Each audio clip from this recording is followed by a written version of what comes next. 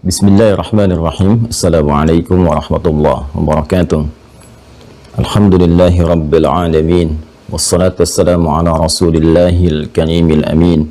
Nabiyyina Muhammadin wa ala alihi wa sahbihi ajma'in wa ba'd.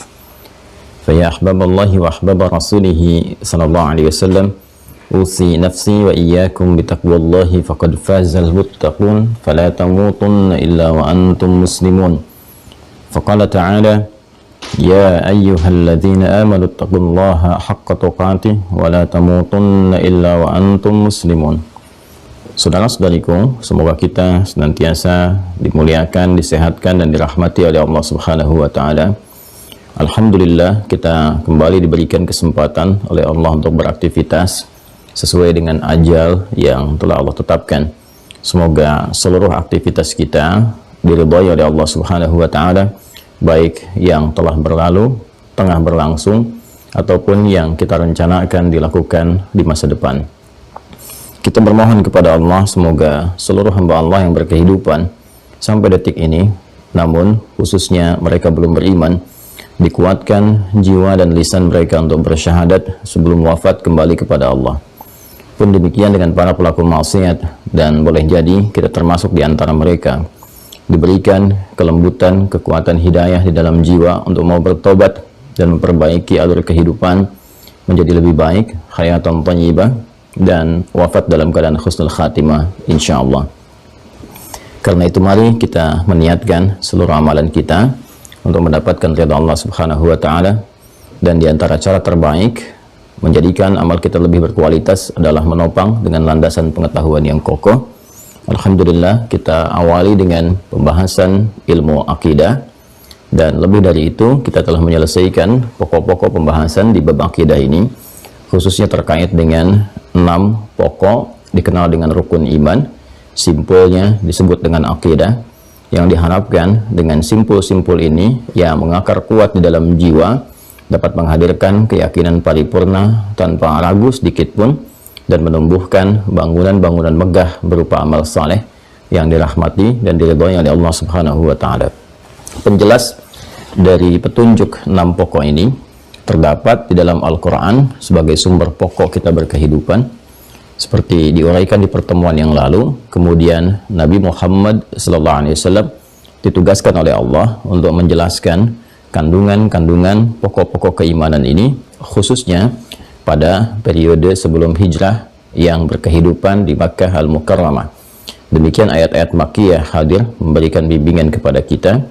Kemudian kita juga telah menyampaikan bahwa ayat-ayat dimaksud yang kita berikan contohnya di Juz Amma misalnya, dan kita bersepakat untuk bisa menghafalkannya, menguatkan kepada jiwa dan mengamalkannya minimal dalam salat kita, dijelaskan oleh Nabi SAW dalam perkataan beliau atau tindakan-tindakan beliau, sifat dan sikap atau segala yang terkait dengan keterangan beliau disebut dengan hadis, yang itu semua kemudian disampaikan, diserap oleh para sahabat, disampaikan kepada para sahabat, diserap oleh mereka, diwariskan kepada generasi setelahnya, dan dikodifikasikan oleh para ulama di masa-masa keemasan Islam menjadi kitab hadis.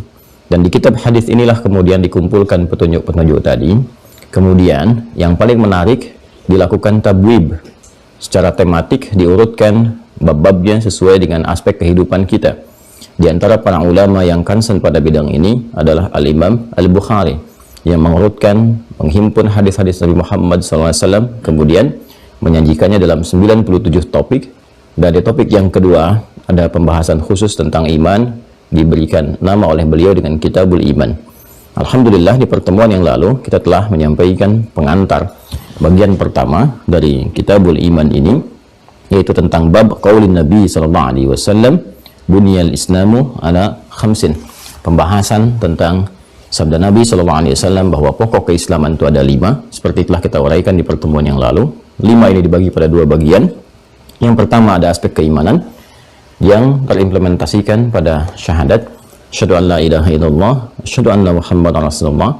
Kemudian yang kedua adalah syariat atau dikenal dengan amalan, yang juga nampak citranya pada 4 pokok dari mulai salat sampai dengan haji, salat, zakat, puasa, haji, dan segala turunan-turunan yang menjadikan terpancar dari yang pokok yang berhukum wajib ini nanti memiliki pancaran nafilah, jamaknya nawafil, berhukum sunnah. Dan ilmunya disebut dengan fikih. Sedangkan dalam bab iman, ilmunya disebut dengan akidah atau ilmu tauhid, yang menjadikan ikatan iman kita menjadi kuat sehingga mengarahkan segala tindakan, perilaku kita, bahkan perkataan kita menuju kepada ridha Allah yang satu, yang ahad. Alhamdulillah, kemarin telah disajikan ayat-ayat Quran yang memberikan gambaran bagaimana kalau kita mampu menguatkan aspek pertama ini, maka Allah akan menguatkan keimanan di dalam jiwa, sehingga dampaknya dengan iman yang menguat ditambahkan perlindungan-perlindungan, petunjuk-petunjuk Allah, penguatan pedoman-pedoman berkehidupan yang disebut dengan hudan. Maka kemarin kita bacakan banyak ayat di dalam Al-Quran, silahkan disimak di pertemuan yang lalu. Ada beberapa ayat yang ditampilkan oleh Al-Imam Al-Bukhari, baik itu di surah Al-Fatah, surat Maryam, surah Muhammad, juga yang saya kemarin sempat tambahkan di Quran surah Al-Anfal itu, di ayat yang kedua. Bagaimana Allah menjanjikan bila kita mampu mengikuti pedoman yang dimaksudkan, meningkatkan keimanan, maka Allah tambahkan semakin kuat imannya, dan saat yang bersamaan juga diberikan pendampingan-pendampingan yang menjadikan seluruh aspek kehidupan kita cenderung sukses dan bahagia. Ulaika ada hudam min rabbihim wa ulaika humul muflihun. Nah, hari ini kita akan mencoba meneruskan untuk memasuki hadis-hadis pokoknya. Hadis-hadis pokok yang memberikan gambaran kepada kita cara kita menguatkan iman. Sebelum sampai ke sana, kita akan melihat dulu, kalau kemarin sudah kita sampaikan pembuka dalam ayat-ayat Al-Quran, seperti saya tegaskan, Al-Imam Al-Bukhari metodologinya setelah membuka dengan topik, subtopiknya apa, kemudian dari subtopik ini dikuatkan dulu oleh ayat-ayat Al-Quran, lalu masuk kepada hadis-hadisnya. Nah, terkadang kalau dibutuhkan penjelas singkat atau motivasi dari keterangan para sahabat misalnya, atau tokoh-tokoh besar di zamannya, maka beliau cantumkan dengan singkat, setelah itu masuk kepada aspek hadisnya. Nah, ini yang ditampilkan di awal pembukaan Kitabul Iman. Kemarin telah sampai kita pada kesimpulan, kalau imannya telah mengakar kuat dalam jiwa kita, maka akan memancarkan segala tindakan. Ya, bahkan cinta dan bencinya pun itu diarahkan berdasarkan petunjuk berkehidupan yang disampaikan oleh Allah Subhanahu wa taala. Jadi sangat proporsional apa yang harus dicintai, bagaimana cara mencintai, dan bagaimana dengan cinta itu mendapatkan ridha Allah. Saat yang bersamaan juga lawannya benci, apa yang harus dibenci, bagaimana dijauhkan dalam kehidupan, dan bagaimana supaya ridha Allah tetap terjaga dengan menghindarkan segala yang dibenci itu. Jika Allah membencinya, kita pun membencinya. Jika Allah menyukainya, maka kita pun mencintainya. Demikianlah pancaran iman hadir dalam berkehidupan. Nah, sebelum kita sampai kepada hadis yang akan kita coba bacakan, di sini Al-Imam Al-Bukhari memberikan pesan-pesan kuat dulu, ya, baik dari kalangan sahabat khususnya, juga nanti tokoh-tokoh besar di zamannya, termasuk juga kalangan tabi'in nanti, ya. Mari kita bacakan. Bismillahirrahmanirrahim. Masih di halaman ke-20 di Sahih Al-Bukhari pada Kitabul Iman ini. Wa kataba Umar bin Abdul Aziz, wa kataba Umar ibn Abdul Aziz, dan Umar bin Abdul Aziz telah menulis ila Adi bin Adi, kepada seseorang bernama Adi bin Adi, ini kolega beliau. Jadi Umar bin Abdul Aziz ini sangat menarik, ya. Ini termasuk dari keturunan keluarga besar Umar bin Khattab radhiyallahu taala anhu. Ini nasabnya tersambung kepada Umar bin Khattab radhiyallahu taala anhu, dan juga mendapatkan gelar dari kaum muslimin umumnya sebagai khalifah yang kelima, ya, karena bagaimana beliau berhasil mengeluarkan kurikulum berkehidupan, juga kurikulum kepemimpinan, juga pemerintahan di masa-masa khilafatul Islam, khalifah Islam, ketika memimpin dari Abu Bakar As-Siddiq radhiyallahu taala anhu, kemudian Umar bin Khattab radhiyallahu taala anhu, sampai juga Utsman bin Affan dan Ali bin Abi Thalib radhiyallahu taala anhum jami'an. Nah, itu perjalanan itu semua direkam menjadi sebuah kurikulum. Persis seperti Al-Imam Al-Bukhari merekam itu, mencitrakannya dan mengkodifikasikannya menjadi buku panduan untuk kita saat ini. Nah, dia ada kurikulum-kurikulum itu dibaca, dipelajari. Karena itu Umar bin Abdul Aziz ini terkenal sekali, ya, terkenal sebagai ahli Quran, faqih juga, tahu fikih beliau. Nah, termasuk kalangan ulama Umar bin Abdul Aziz, sehingga dengan semua kepakihan beliau itu, yang faqih, ahli Quran juga mengerti. Jadi ketika ditempatkan dimanapun ahli Quran itu lebih cepat melakukan adaptasi. Penyesuaiannya sangat cepat sekali, penguasaan materinya juga sangat cepat, sehingga ketika beliau kemudian diamanahi menjadi khalifah pada saat itu, ya, pemimpin yang memimpin begitu besarnya ya negara Islam yang menjangkau lapisan-lapisan yang sangat luas ya. Ya, karena kurikulumnya sudah terbawa, diwariskan, tahu cara memimpin. Maka beliau memimpin dengan berkeadilan, ya, bagaimana dijaga harta kaum muslimin juga Masya Allah dikelola dengan baik, sehingga sangat jarang didapati pada masa beliau rakyat yang tidak sejahtera. Menjangkau semua kalangan di setiap tempat gitu ya, semua berhasil sampai ada ungkapan gitu ya, saking sulitnya ditemukan di tempat-tempat yang dipimpin oleh orang-orang Islam itu di bawah kepemimpinan beliau, itu sulit didapatkan para mustahik, orang-orang yang berhak menerima zakat. Jadi di daerah ini hampir tidak ada, dipindah ya, sampai didistribusikan ke wilayah-wilayah yang lebih luas lagi, saking sejahteranya. Nah, ternyata kepemimpinan beliau itu bukan sekedar memimpin biasa, tapi kepemimpinan yang didasarkan pada cahaya iman. Ini Al-Imam Al-Bukhari ingin memberikan pesan kepada kita bahwa insan beriman itu kalau imannya benar, dibawa ke profesi apapun pasti akan melahirkan kebaikan. Jadi kan pemimpin besar. Ya, kalau kita sekarang misalnya negara Indonesia, cakupan di Indonesia dengan luas wilayah dan secara geografis juga bentangan-bentangan batasnya ada, terbatas wilayah Indonesia. Nanti tetangga-tetangganya misalnya yang Asia Tenggara, ada Malaysia, ada Brunei Darussalam, ada Filipina, ada Thailand, ya, dan seterusnya. Nah, sekarang kita lihat negara-negara agak melebar ke sana gitu kan, ke Timur Tengah ya. Taruhlah ada di Teluk misalnya ada Saudi Arabia, ada Qatar, ada Uni Emirat Arab dan sebagainya. Nah, ini yang sekarang jadi negara-negara itu dulu satu kesatuan di bawah Umar bin Khattab. Bahkan kalau kita jika mau geser sedikit, nanti kalau kita mau teruskan gitu kan, diurutkan itu Afrika Utara pun, bahkan Yaman gitu ya, sampai ke Yaman, sampai ke Afrika Utara, ke Syam, itu satu kesatuan, satu wilayah besar. Di Afrika Utara itu dari mulai Mesir, Libya, Tunisia, itu kan, Maroko, Aljazair, sampai nyebrang sedikit ke Sisilia itu, terus ke Siberia, ke sebelah sananya yang sekarang jadi Spanyol, ya Spanyol, Portugal gitu kan. Kemudian Sisilia dekat yang ke Italia itu masuk wilayah. Ya, waktu itu di gubernurnya Musa bin Nusair, panglima yang paling terkenalnya Tariq bin Ziyad di wilayah Afrika Utara itu. Jadi Afrika Utara itu dulu provinsi, teman-teman sekalian, provinsi. Gubernurnya Musa bin Nusair. Waktu kedatangan utusan dari Andalusia di tempo dulu yang meminta bantuan, itu kan awalnya Suaka, kemudian minta bantuan dari kekejaman Raja Rodrik pada saat itu, diutuslah seorang panglima yang sangat fenomenal dikenal dengan Tariq bin Ziyad. Ya, kemudian Tariq bin Ziyad ini diutus ke sana membawa 10.000 pasukan untuk membantu Fatah kan. Ya, jadi bukan ingin mengekspansi, tapi atas permintaan rakyat Andalusia dibantu ketika mereka sudah dibebaskan, mau pulang lagi selesai gitu kan.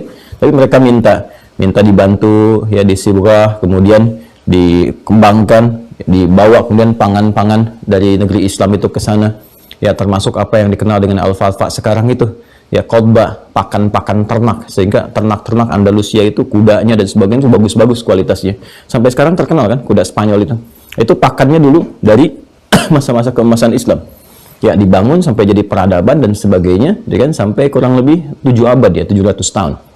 Ya, jadi di situ banyak sampai sekarang masih terlihat jejak-jejak kemegahan-kemegahan pada masa itu. Nah, ini Anda bisa bayangkan ya, dengan cakupan yang sangat luas yang dikelola, diperintah oleh seorang pemimpin besar Muslim. Nah, kita masuk ke masanya yang dituliskan oleh Al-Bukhari, itu Umar bin Abdul Aziz, bagaimana beliau mengelola, itu terkenal sekali. Ya, itu pengelolaan yang sangat adil, berkemajuan, rakyatnya sejahtera, dan saat yang bersamaan, ini pribadi yang sangat sederhana. Kan yang paling populer itu kisahnya begini. Saat beliau sedang ada di istana, ini kan sedang mengerjakan tugas, datang kan saudaranya, ingin bicara. Terus bicaranya ditanya dulu, ini masalah pribadi atau kenegaraan? Kata saudaranya pribadi. Ketika bicara pribadi, dimatikan lampunya gitu. Ya, ditiup lilinnya, dimatikan. Dia heran bertanya, ya kenapa engkau sampai matikan sehingga tidak ada cahaya kita kan untuk berkomunikasi?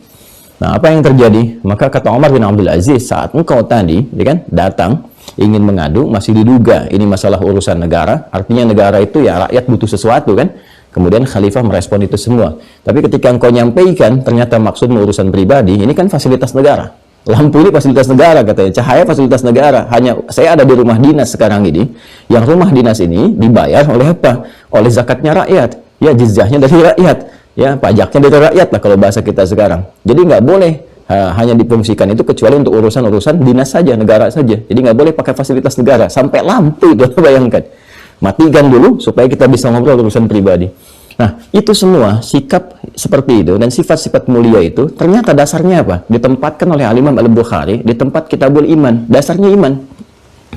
Jadi iman itu ternyata semakin melambungkan ya jabatan seseorang, bukan sekedar citranya secara material, secara fisikal, tapi juga aura-aura kemuliaannya sampai dikenang di masa-masa yang akan datang. Jadi pemimpin beriman itu walaupun jasadnya sudah dikuburkan, tapi Masya Allah gitu, citranya masih abadi. Aura kebaikannya, kisah-kisah inspiratifnya sampai sekarang sudah berapa abad lewat masanya Umar bin Abdul Aziz sampai dengan saat ini. Apalagi kalau ditarik lagi ke belakang, ya siapa yang nggak kenal dengan sirahnya, kisah-kisahnya Ali bin Abi Thalib, Uthman bin Affan, Umar bin Khattab, Abu Bakar As-Siddiq dan sebagainya. Itu sangat luar biasa. Ya karena itu seharusnya semua orang-orang yang telah menyatakan dirinya berislam, beriman, menguatkan kembali imannya sehingga dibawa kemanapun itu jadi maslahat. Jadi pemimpin-pemimpin yang hebat, pemimpin yang tangguh, gitu kan? Jadi ulama-ulama yang nggak tanggung, ilmunya luas, bijak, bagus, ya. Jadi apalagi misalnya dibawa kemanapun, jadi panglima luar biasa. Nabi itu punya 12.000 sahabat. Dari 12.000 itu ada 38 panglima. Kekuatan satu panglimanya itu bisa mengalahkan Romawi dan Persia. Ya, itu imperium besar, kerajaan Persia luar biasa, imperium Romawi, ya sampai sekarang jejaknya masih terlihat. Ya kalau sekarang misalnya kita citrakan seperti Amerika dan Tiongkok misalnya gitu kan, nah, itu satu panglima itu udah bisa menaklukkan itu semua. Satu loh. Dan stoknya ada 38. Itu baru era-era di awal-awal pasca kenabian itu. Itu luar biasa. Ada Khalid bin Walid dan seterusnya. Jadi itu yang terekam dalam sejarah. Nah saya ingin katakan bahwa bagaimana pentingnya dan jeniusnya Al-Imam Al-Bukhari itu memberikan contoh-contoh. Ini loh ayat-ayat yang saya tampilkan dalam Imam Al-Bukhari. Janji Allah nih, kalau seorang beriman, kan, maka akan dikuatkan oleh Allah, ditolong oleh Allah, diberikan petunjuk, pedoman berkehidupan sesuai dengan passionnya masing-masing. Ya, sesuai dengan profesinya, aktivitasnya, jadi apapun dia. Jadi arsitek yang hebat, insinyur yang hebat, ahli pertanian yang handal, dokter juga nggak nanggung, karya-karyanya dahsyat, kan? Dan terjaga keikhlasan, kemuliaan, sederhana, tawadhu, baik, wafat ya wafat juga gitu. Tapi meninggalkan satu citra yang sangat luar biasa. Ya. Nah ini teman-teman sekalian, beliau menuliskan kepada koleganya Adi bin Adi, "Inna lil imani fara'idha wa syara'i'a wa hududan wa sunana." Ya, jadi ini diantara wasiat Umar bin Abdul Aziz. Nah ini bagus sekali teman-teman sekalian. Bisa ingin katakan sesuatu yang sangat penting sebelum saya tuliskan bahwa di manhaj Al-Imam Al-Bukhari setelah menuliskan ya keutamaan iman seperti ini di Al-Quran digambarkan janji Allah. Jadi dibuka dengan janji dulu. Ya, Kitabul Iman, kemudian babu dengan qaulun Nabi sallallahu alaihi wasallam, dengan babu hadza, bab ini menerangkan tentang sabda Nabi sallallahu alaihi wasallam, buniyal Islamu ala khamsin. Ya, Islam dibangun atas 5 pokok. Kemarin sudah saya jelaskan, tadi sudah saya kuatkan. Nah, aspek pokok yang pertama keimanan, dengan yang terekam dalam asyhadu an la ilaha illallah, asyhadu anna muhammadar rasulullah. Ini kalau dicitrakan, dikuatkan pada jiwa kita, maka akan Anda dapatkan janji Allah seperti ini. Maka ayat-ayat ditampilkan. Allah akan menambahkan petunjuk, kemudahan dalam berkehidupan, semakin dikuatkan imannya lagi, dibantu dalam setiap keadaan, ditolong kalau ada begini-begini dan sebagainya. Sudah selesai itu dikasih contoh, ini pembuktiannya. Ya, orang-orang yang telah mengimplementasikan hal-hal ini, kemudian mendapatkan janji Allah, diantaranya siapa? Disampaikan, kalau kita, ini jeniusnya beliau ya, kalau kita ingin membawa ke masa Nabi, ya orang mungkin sudah pada mengerti semua. Oh iya, dekat dengan Nabi, pantas begini. Jadi tarik masanya, bergeser agak jauh dari masa Nabi gitu kan, yang tidak berkehidupan bersama Rasulullah tapi mengambil kurikulum itu, kurikulum iman yang dipancarkan dari penjelasan Rasulullah khususnya di masa-masa fatrah Makkiyah itu, ya kan? Dibawa, dikuatkan, dicitrakan di masanya Umar bin Abdul Aziz, ya kan? Ketika itu di copy paste, dibawa kurikulumnya diterapkan dalam kehidupan, itu pancaran imannya terasa dalam kedudukan. Ya, maka ketika beliau dinilai sebagai pemimpin yang sukses gitu kan, kemudian aura kebaikannya, kemuliaannya, hasil sejahtera dari kepemimpinannya itu banyak disanjung orang, diapresiasi, tapi apa yang dijawab oleh beliau? Ternyata dikembalikan kepada cahaya iman lagi. Inilah pemimpin mukmin yang sejati itu begitu. Ya, insan beriman yang sejati itu dia tidak merasakan kelebihan-kelebihan atau hasil-hasil terbaik yang muncul dari perilaku atau sikap dirinya itu sebagai bawaan diri, tidak, tapi sebagai hasil pancaran iman. Ya, nasrun minallah gitu kan, wa fathun qarib. Semua pertolongan dari Allah sehingga semua kebaikan terbuka dengan cepat. Itu gambarannya. Jadi ini yang beliau sampaikan pada koleganya Adi bin Adi bahwa innalil imani dan faraidha. Beliau menerangkan tentang esensi iman itu, sungguh iman itu memiliki faraidha wa syara'i'ah. kewajiban-kewajiban, jalan-jalan syariat-syariat, wa hududa wa sunana, kan, batasan-batasan dan jalan-jalan yang harus diikuti. Jadi seakan-akan memberikan kesan seperti ini, kamu kalau misalnya mau jadi orang yang lebih hebat daripada saya, gitu kan, yang kamu terlihat sekarang dan sebagainya lebih baik, atau pribadi yang dinilai baik oleh Allah, maka kuatkan imanmu. Sedangkan implementasi iman itu bukan sekedar kita merasakan beriman atau mengatakan saya mukmin, tidak. Akan nampak pada apa? Faraidha, karena inna lil imani faraidha wa syara'i'a wa hududa wa sunana, gitu kan? Inna lil imani, ini wasiatnya Umar bin Abdul Aziz, ya. Ayo teman-teman, kalau mau jadi orang hebat atau ingin mendidik anak-anaknya jadi anak-anak yang hebat, ya, mau jadi apapun dia. Jadi cara berpikirnya sekarang bukan ingin menjadi apa lagi, tapi ingin membuat apa di masa depan. Ya, sehingga dengan membuat itu mengkreasikan sesuatu dan terjadi sesuatu inspirasi bagi generasi yang akan datang untuk meniru, ya kan? Atau menyempurnakannya. Nah, ini pokok kekuatan terbaiknya dari sini, dari iman. Nah, kata Umar bin Abdul Aziz, kalau kamu ingin jadi orang hebat, kuatkan imanmu sehingga terjadi konektivitas dengan Allah. Sedangkan Allah kan maha segalanya. Wallahu ala kulli syai'in qadir. Ya, maka orang yang dekat dengan Allah akan dimudahkan kepada akses-akses yang bahkan tersulit, bahkan mustahil pun bagi manusia. Ya, karena tidak ada yang mustahil bagi Allah. Maka beliau terangkan, kalau ingin menguatkan ini, maka ini harus ada penguatan, latihan-latihan terbaik untuk menjaga dan menguatkan. Lewat apa? Innalil imani faraidha. Ya, ini seperti ini. Faraidha, jamak dari kata fariidhah.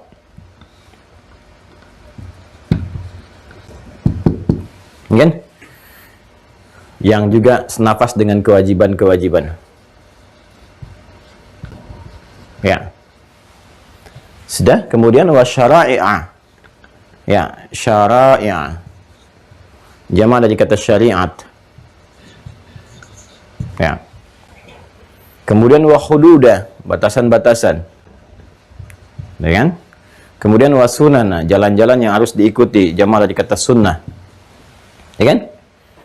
Nah, innalil imani faraidha, ada kewajiban-kewajiban, syara'i'a, ibadah-ibadah yang harus dilatih, gitu kan? Kemudian hududa, batas-batas yang harus dijaga. Kalau sudah hudud berarti larangan-larangan, kan? Ya. Kalau ini sudah kekewajiban, ini sifatnya keibadah, gitu kan? Kalau ini sunana, sunnah-sunnah yang diikuti, ya, jalan kehidupan yang diikuti.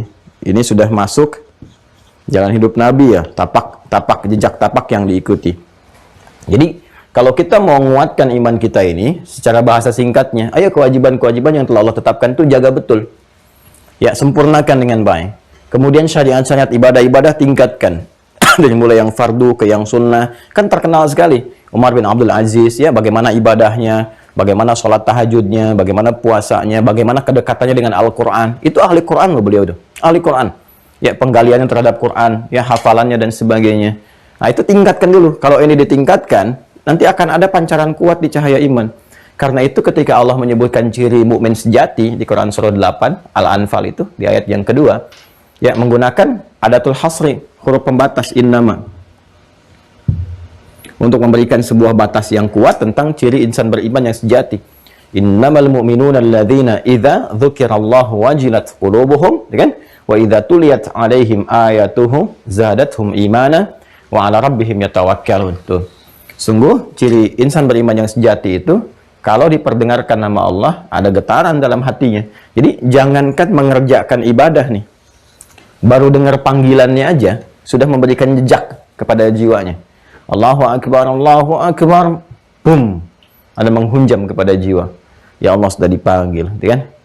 Astagfirullahaladzim, kan bangunnya kok pas adzan, kan? Nah, ada sesuatu jejak yang sangat kuat kepada jiwa, ya. Atau dia sudah mempersiapkan, sudah tahajud, istighfar, ya. Terus dalam zikirnya tiba-tiba adzan, Allahu akbar, kesannya beda ke jiwanya. Kesannya beda, ya. Ada sesuatu yang sangat meresap ke dalam jiwanya. Dan dahsyatnya wa idza tuliyat 'alaihim ayatuhu, jika dibacakan kepadanya. Jadi jangankan dia yang baca, dengar ayat Quran saja, dah lain. Ya, apa yang terjadi? Zadathum imana, bertambah kuat keimanannya. Ya, bertambah kuat, tambah lagi. Semakin yakin dengan petunjuk-petunjuk Allah, kan? yakin dengan hukum-hukum Allah, yakin dengan janji Allah, dengan semua simpul-simpul 6 itu semakin menguat pada jiwanya. Itu baru dengar Quran. Ini kalau Anda mau mengecek, coba buka murattal gitu kan, murattalnya didengarkan dan seterusnya, atau kadang-kadang terdengar oleh kita kan. Nah itu akan berbeda gitu. Zadathum imana, bertambah keimanannya, dan ciri khasnya kalau sudah bertambah, wa ala rabbihim yatawakkalun, konektivitasnya dengan Allah itu semakin menguat. Jadi tingkatannya begini. Kalau dibacakan kan ada juga kita getaran kan ke hati. Nah itu bergantung nanti kekuatan sinyalnya, bergantung kepada latihan-latihan kita tuh. Ada yang cuma bergetar, ada yang menangis, ada yang neteskan air mata, gitu kan. Nah tingkat tertingginya konektivitas kepada Allah semakin menguat. Ya, kalau sudah menguat, maka ridha dengan apa yang Allah tetapkan, menjalani berkehidupan dengan apa yang telah Allah tunjukkan dan sebagainya. Nah ini gambarannya. Nah, kalau itu kita bisa sempurnakan, maka kata Umar bin Abdul Aziz, "Faman istakmalaha istakmalal iman." Siapa yang bisa menyempurnakan semua itu, menjaga hukum-hukum Allah, gitu kan? Kemudian menunaikan kewajibannya, syariat-syariat dalam Islam, wa hududah, menjaga semua batas-batas yang dilarang. Ya, latihan-latihan. Pekan ini latihan menjaga pandangan, palingkan dari yang tidak benar, latihan menjaga lisan. Jangan berkata yang tidak tepat, itu kan? Latihan dari menjaga telinga, ya, supaya tidak mendengar hal-hal yang dilarang. Demikian. Coba deh kalau misalnya ingin mencoba ini, sebulan aja bagi 4. Kita latih pandangan, pendengaran, telinga, dan pikiran. Di kepala dulu ya. Ya, sepekan pertama berlatih untuk berpikir positif. Positif aja terhadap segala sesuatu. Ya, dan positif ini kan proporsional sifatnya. Jadi jangan sampai Anda naik bis, misalnya kan naik bis, tiba-tiba ada orang tangannya udah bertato gini, ya, terus kerjasama sama temannya masukin tangan ke dompet seseorang misalnya. Nah, itu udah pasti pencuri ya. Positif thinkingnya bukan wah positif aja, barangkali dia ingin mengembalikan sesuatu, bukan, itu maling, itu pencuri. Nah, jadi sifat proporsional yang ada juga. Nah, ini hal yang sangat umum. Ya, kalau misalnya gelap, hujan, positif thinking kepada Allah, boleh jadi Allah ingin mengatur dan menyeimbangkan cuaca supaya lebih baik, gitu kan? Kalau ada masalah dalam berkehidupan, oh boleh jadi Allah berikan suatu hikmah besar supaya ada hikmah-hikmah yang baik begini-begini. Itu yang dimaksudkan. Jaga sepekan untuk pikiran kita. Pekan berikutnya pandangan, jaga aja pokoknya, ya, lihat. Jadi kalau ada gambar-gambar yang kurang bagus, yang tidak tepat dan menurut pandangan Islam, palingkan dan seterusnya. Coba jaga. Ya, sampai kemudian lisan, sampai telinga. Coba lihat apa yang terjadi setelah sebulan. Nggak percaya silakan. Apa yang terjadi setelah sebulan? Pasti akan terjadi perubahan perilaku. Ya, dan citra iman akan tampak. Begitu citra iman itu tampak, maka yang terjadi pribadi-pribadi yang Masya Allah itu. Ya, tampilan akhlaknya, bicaranya, pandangannya, pendengarannya, ya, tuturnya menjadi semakin bijak. Itu otomatis. Ya, karena itu dalam Islam, itu nggak ada konsepsi yang jelek gitu. Semuanya pasti akan mengarah pada kebaikan.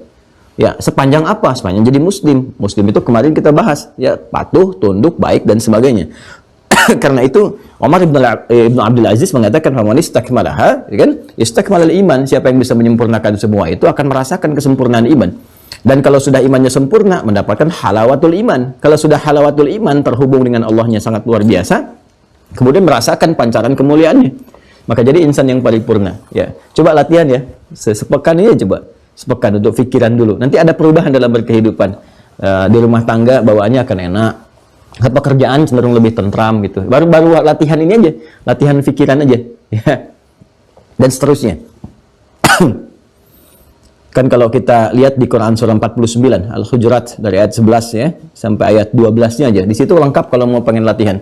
Dari mulai lisan, pikiran, ya, sampai ke pendengaran, ya, sampai ke pandangan. Dari ya ayyuhalladzina amanu la yasraqu qaumin qaum, terus ya sampai nanti la yaghtab ba'dukum ba'da, sampai inna ba'dadh dhanni itsm, dan seterusnya. Teruskan, wa man lam yastakmilha lam yastakmilil iman. Siapa yang tidak menjaga ini dengan baik, maka kondisi imannya juga akan sempurna. Ya, silahkan kalau nggak percaya ya, kita bisa cek. Tapi ini nggak usah dipraktikkan. Kita bisa cek aja. Orang-orang yang nggak sholatnya nggak sempurna, ya, subuhnya misalnya kan, dilambat-lambatin, atau misalnya mohon maaf sekali, bahkan nggak sholat, ya, lompat-lompat sholatnya, kalau bahasa Rusianya, belang betong ya? Belang betong gitu ya, bahasa Rusianya tuh ya. Ya, orang puasa Daud, dia sholat Daud, kan? Orang kan puasa Daud, Senin puasa, Selasa tidak, dia sholatnya sholat Daud, ya, subuh sholat, duhur tidak, asar sholat, maghrib tidak, itu akan terlihat. Ya, karena tipis cahaya imannya, redup pancaran cahayanya, maka dari perilakunya pun akan kelihatan. Kan fungsi sholat tanha anil fahsya'i wal munkar, hududa. Hudud itu kan tanha 'anil fahsya wal munkar, di antara dampaknya. Sekarang dia bagaimana bisa menjaga dirinya dari fahsya wal munkar kalau penopang-penopang kepada itu tidak dia gunakan, tiangnya lemah. Ya, tiang-tiang sholatnya nggak dia bangun dengan kokoh gitu. Maka pancaran akhlaknya pun nggak akan kokoh, ya kan? Pancaran kemuliaan, pancaran perilakunya nggak akan nampak dalam berkehidupan. Ya, orang sholat nggak pernah dikerjakan, ya kan? Kemudian puasa juga ya nggak pernah dilakukan, tapi dia mengatakan beriman, yakin, nggak pernah mau melakukan ibadah-ibadah itu, maka akan terlihat dari tuturnya, dari cara bersikapnya, dari pikirannya, dari macam-macamnya dan sebagainya, akan nampak, gitu kan? Baik. Bagaimana Ustadz? Ada juga kok orang-orang yang belajar pada kebaikan, itu bukan akhlak, itu adab namanya. Itu adab. Ingat, itu bukan akhlak, itu adab namanya, ya kan? Dan adab yang pertama adalah terhadap Tuhan, Sang Pencipta kita yang memberikan segalanya. Ya kan? Makanya Nabi mengatakan adabani Rabbi fa ahsana ta'dibi. Jadi sebaik-baiknya manusia kepada manusia yang lainnya, kalau hubungan dengan Tuhannya tidak baik, ini menunjukkan ada persoalan pada dirinya. Kan sikap hidup itu selalu menyanjung tinggi sifat-sifat rasa kebaikan, saling memberi sikapnya. Jadi ada terima kasih, menerima, ya kemudian kita mengucapkan terima kasih. Umumnya kan kalau diberi, Anda diberi kan? Saya memberikan sesuatu misalnya kepada Anda mengucapkan terima kasih. Ada hormat, ada sikap baik dan sebagainya, ada sikap syukur. Nah ini Allah memberikan segalanya. Memberikan energi kepada kita, memberikan kemudian udara dan sebagainya, memberikan kebutuhan hidup, menyembuhkan saat sakit dan sebagainya. Lalu tidak ada tanda pada diri kita untuk mensyukuri semua itu. Dengan menuhankannya, menyembahnya, meningkatkan syukur kepadanya, nggak nampak. Maka sebaik-baiknya pun hubungan antar manusia, kalau dengan Tuhannya tidak baik, tetap tidak menjadi seorang pribadi yang sempurna, tidak mulia. Kan? Karena itu tidak didapati orang-orang yang berkeadaban tapi belum dapat berkeakhlakan. Di akhlak itu kemuliaan yang didapatkan dari hasil ibadah. Sedangkan adab, kemuliaan yang bisa diraih lewat pendidikan. Jadi kalau orang belajar, ini dulu kan kita ada PPKN, pendidikan berkarakter, itu membentuk adab. Ya, karena itu bisa membangun peradaban. Silahkan cek misalnya kan di negara-negara di luar, saya tidak perlu sebutkan. Anda bisa dapati misalnya orang yang ngantrinya, disiplinnya, jujurnya, gitu kan? Ya, ada kejujuran, ada disiplin, ada kebersihan dan sebagainya. Ya, itu adab namanya. Karena dipelajari, dilatih. Disiplin bagus. Tapi belum tentu akhlak. Ya, belum tentu akhlak. Karena nggak terlatih lewat ibadah. Sholat tidak dikerjakan, kan? Dan turunan-turunan yang lainnya. Sehingga dari adab ini mungkin membentuk karakter yang dilatih. Lewat perilaku, lewat pendidikan. Tapi tidak memunculkan dorongan-dorongan iman. Akhirnya apa? Zina juga ada. Selingkuh juga ada. Mabuk-mabukan juga iya. Dan sebetulnya tanpa kita sadari kriminalitasnya tinggi. Silahkan cek di Amerika. Berapa terjadi tiap hari misalnya orang menggunakan senjata untuk bunuh orang lain, melukai orang lain. Berapa transaksi narkoba yang terjadi di sana. Itu kan pencurian dan sebagainya. Ya, boleh jadi disiplin ada, kan? Kemudian maju, berkeadaban dan sebagainya. Tapi karena tidak ada dorongan dari konsepsi iman ini, maka yang terjadi apa? Tindakan kriminalitas juga tinggi. Ya, di Jepang sangat luar biasa, antri, rapi, baik dan sebagainya. Tapi tingkat stresnya juga tinggi. Ya, kenapa? Karena tidak ada satu formulasi untuk menenangkan kepada jiwa. Dan penenang jiwa itu kan yang paling efektif satu, yaitu zikir. Ala bidzikrillah tatmainnul qulub. Sedangkan zikir dilatih lewat apa? Ibadah. Salat disebut zikir, berdoa disebut dengan zikir, baca Quran disebut dengan zikir. Itu formulasi apa? Nah, menenangkan kepada jiwa. Dalam kalbu ada apa? Ada nafas. Dalam nafas ada apa? Ada takwa. Di takwa ada apa? Ada iman. Jadi itu gambarannya, ya. Kemudian kata beliau, fa in aish fasaubayyinuha lakum hatta ta'malu biha wa in amut fama ana ala suhbatikum biharis, ya. Kata beliau, kalau saya masih berkehidupan. Nah, ini menunjukkan bahwa beliau pun menyadari, inilah ahli iman. Ahli iman sudah merasakan. Dia semakin tinggi tingkat keimanan, semakin tinggi konektivitasnya dengan Allah Subhanahu wa taala, semakin merasakan persiapan dalam berkehidupan sampai kembali menjumpai Rabbnya, Allah Subhanahu wa ta'ala. Kadang-kadang pada level-level tertentu, itu ada rasa-rasa. Oh, kayaknya nggak lama nih, gitu kan. Aduh, kayaknya sudah merasa nih, dekat-dekat ini akan pulang dan sebagainya. Banyak kisah-kisah yang nyata, bukan fiksi. Banyak kisah-kisah yang nyata yang bahkan menyiapkan sendiri, datangin kawan-kawannya, silaturahim, menyiapkan kafan sendiri. Ya, ada yang udah nunjuk makam sendiri, udah macam-macam lah, gitu kan. Nah, ini kata beliau, kayak kalau saya berkehidupan, saya berkenan mengajarkan kepada kamu, kan, kepada engkau, ya, apa-apa yang terkait dengan penguatan ini. Tapi kalaupun memang tidak sampai, ya, masa aku ke situ, maka boleh jadi aku tidak bisa menjadi pendamping engkau untuk menyempurnakan itu semua. Tapi beliau sudah meninggalkan wasiat ini.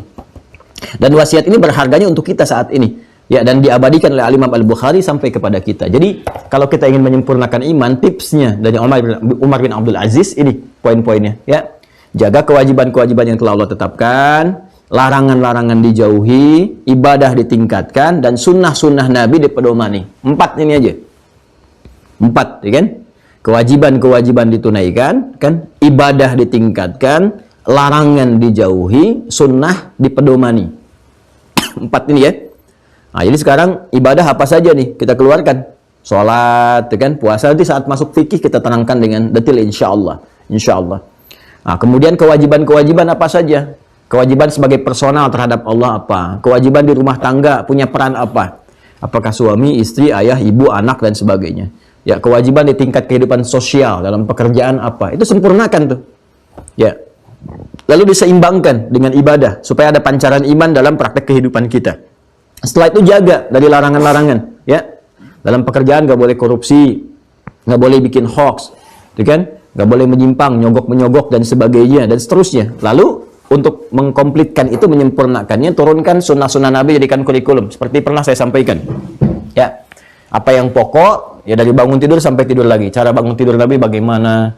Cara menghidangkan makan, cara makan seperti apa? Cara mendidik anak bagaimana? Sampai ke profesi, ya batasi pada profesi kita saja, profesinya apa. Kalau di militer, keluarkan kurikulum di militer seperti apa. Ya, kalau di misalnya di sipil, bagaimana kurikulum di sipil seperti apa. Di jabatan, di bisnis, dan seterusnya. Ini yang dimaksudkan. Jadi, yang pertama, Al-Imam Al-Bukhari, singkatnya, ingin memberikan contoh kepada kita. Ini orang-orang yang pernah sukses di masa lalu, dan tertuliskan dengan tinta emas dipelajari bagi generasi di masa yang akan datang, termasuk kita saat ini. Ternyata akar utamanya kembali pada penguatan iman, ya, bukan hanya keterampilan.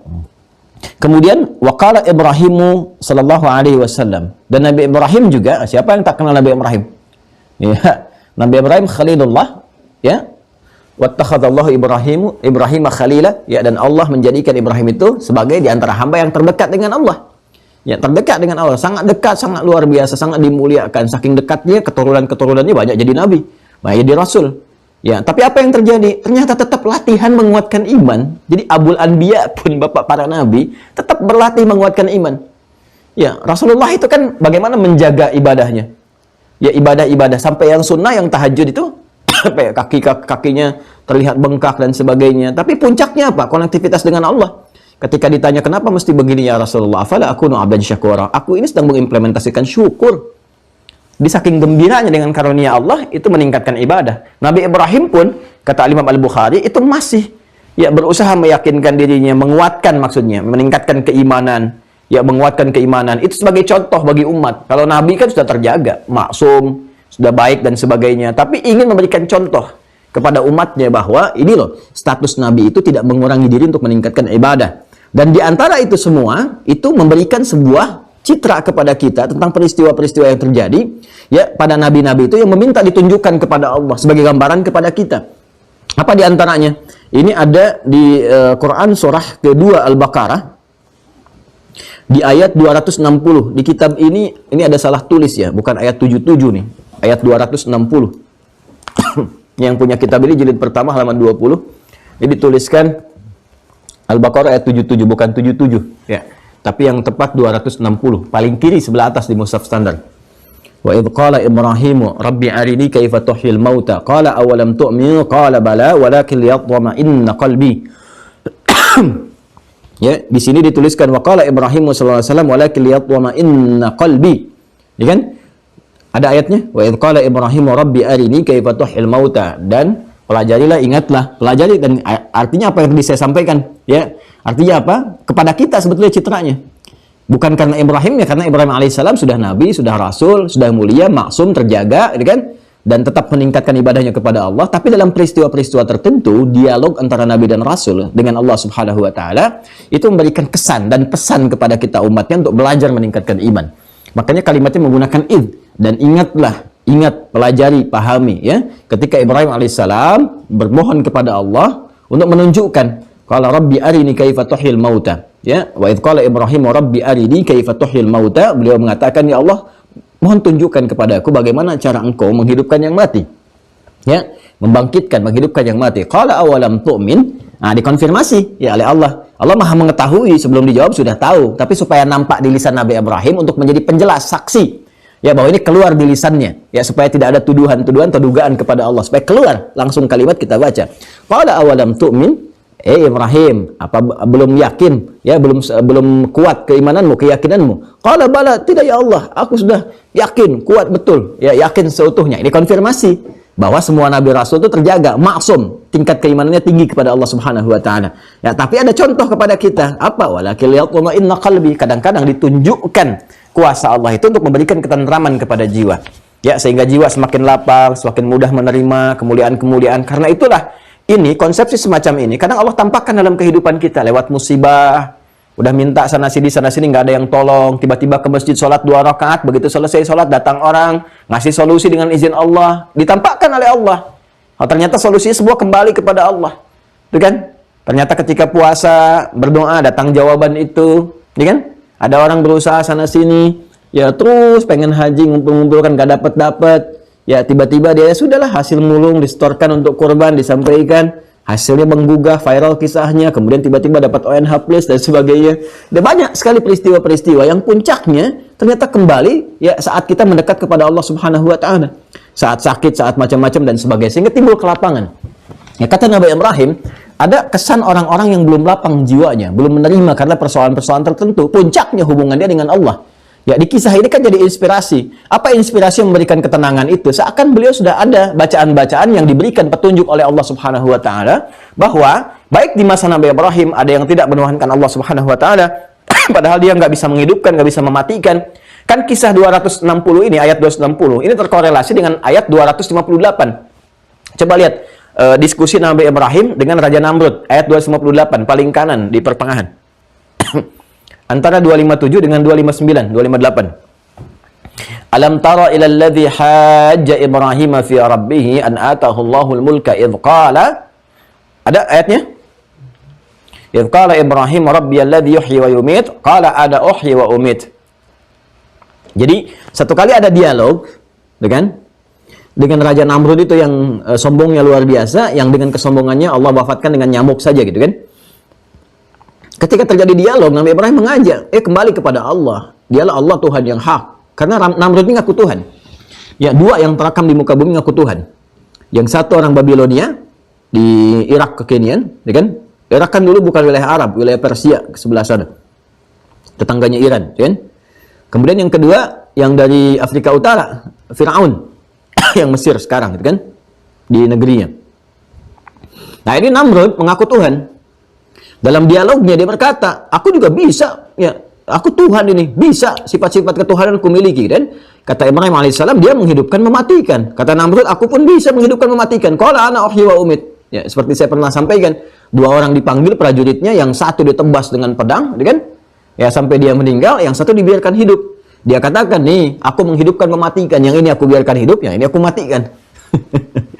Maka Nabi Ibrahim mengatakan setelah itu, ya, fa innallaha ya'ti bisyamsi minal masyriq fa'ti biha minal maghrib. Ya, kalau begitu coba Allah bisa mengatur, kata Nabi Ibrahim. Ya, bagaimana terbit terbenamnya matahari menerbitkan di timur, kemudian menenggelamkan di barat. Ya, terbenam di barat, terbit di timur. Kalau kamu memang Tuhan, coba tukarkan posisinya. Terbitkan di barat, kemudian terbenamkan di timur. Fabuhital ladzi kafar, maka terdiam dia, tak bisa menjawab karena memang ada fitrah kemanusiaan bukan ketuhanan. Bungkam pada saat itu, selesai. Ya, dialog itu selesai, ditinggalkan, terjadilah yang terjadi. Nah, di sini ada rasa penasaran Nabi Ibrahim. Ya, memohon kepada Allah ditunjukkan, ya Allah, Engkau kan Tuhan yang paling hak. Nggak seperti klaimnya Namrud itu. Dia menghidupkan, mematikan, seenaknya saja berbuat sesuatu yang tidak pantas. Itu kan, berbuat kriminal dan sebagainya. Tunjukkan ya Allah dengan kuasamu. Bagaimana Tuhan yang sesungguhnya menghidupkan, mematikan. Tuhan yang sesungguhnya.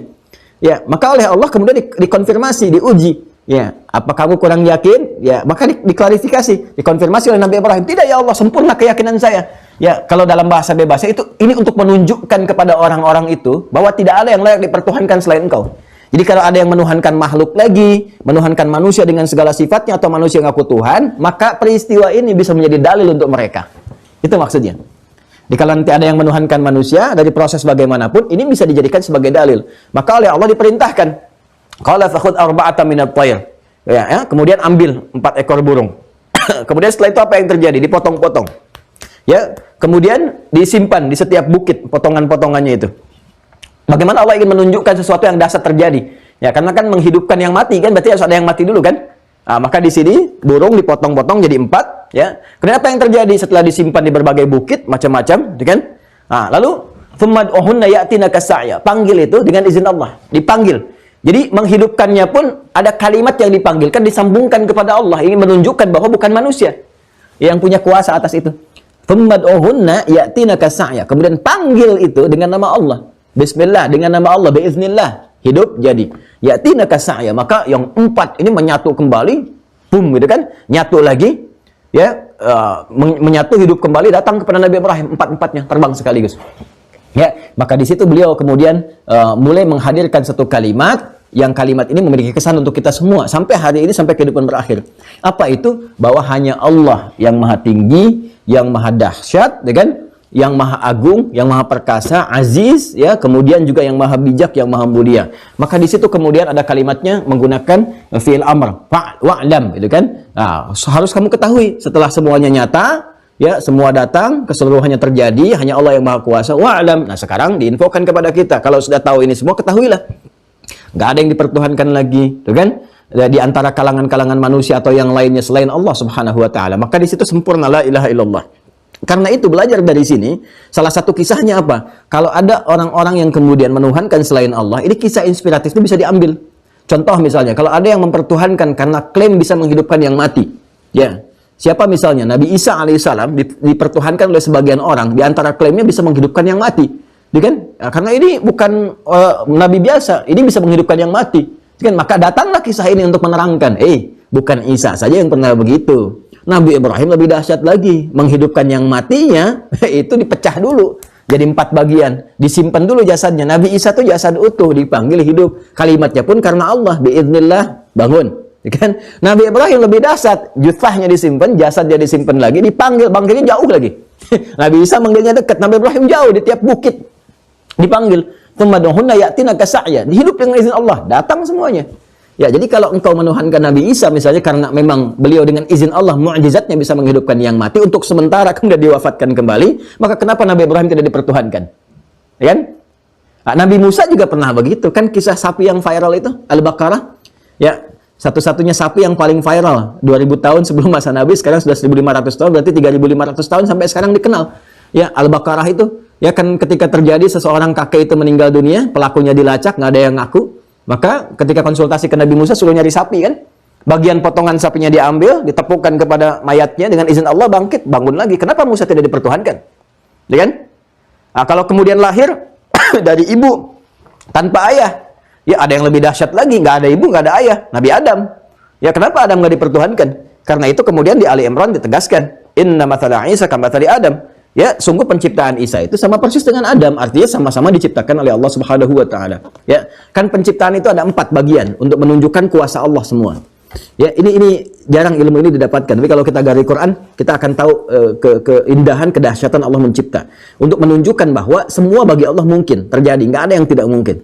Ya, jadi ada 4 jenis penciptaan untuk manusia. Yang pertama yang paling standar, ada ayah dan ibu. Ya, jelas ya? Ada ayah, ada ibu, jelas. Terlahir keturunan anak. Yang kedua, Allah berkehendak ada ibu, nggak ada ayah. Contoh Nabi Isa. Untuk menunjukkan kalau Allah mau jadi berkehendak, ada ibu, nggak ada ayah. Yang ketiga, ada ayah, nggak ada ibu. Jadi kalau yang pertama ada ayah, ada ibu, jelas ya. Yang kedua dari perempuan, ada ibu, nggak ada ayah. Yang ketiga, ya, ada ayah, artinya ada laki-laki, nggak ada perempuannya. Siapa contohnya? Hawa. Bukankah Hawa, Sayyidah Hawa diciptakan dari tulang rusuknya Adam? Buka Quran surah keempat, An-Nisa ayat pertama. Ya ayuhan nasu taqu rabbakum alladzi khalaqakum min nafsin wahidah, Adam, wa khalaqa minha zawjaha, Hawa. Jelas? Ini yang jarang diketahui nih. Yang keempat, nggak ada ayah, nggak ada ibu, Adam. Manusia pertama. Jadi Allah ingin menerangkan kepada kita, bagi Allah semua gampang. Semua kemungkinan terjadi. Lahir manusia, selesai. Ya, kan makhluk dari nggak ada apapun bisa jadi ada, ya dari sesuatu yang membusuk tiba-tiba ada binatang dan sebagainya, dari mana tibanya datangnya dan sebagainya. Nah, jadi ini ingin memberikan kesan kepada kita bahwa orang-orang yang sudah menyempurnakan ini semua, maka terdapat kekuatan iman dalam jiwanya. Dan jejak kekuatan iman itu bisa dilacak dari peristiwa-peristiwa para nabi. Imam Al-Bukhari dengan kejeniusannya beliau menyampaikan, waqala Ibrahim sallallahu alaihi wasallam, dan Nabi Ibrahim pernah menyampaikan dan diabadikan apa yang disampaikan ini dalam Al-Quran, di Quran surah kedua Al-Baqarah ayat 260, walakin liyatma'inna qalbi, gitu kan? Bahwa dengan iman itu bisa memberikan kemantapan, ketenangan kepada jiwa. Jadi kalau kita berdialog, dialog kita itu untuk mencari kebenaran, esensi untuk kembali kepada Allah, mengetahui kebenaran yang hak, nanti kan setelah itu ada ketenangan kan?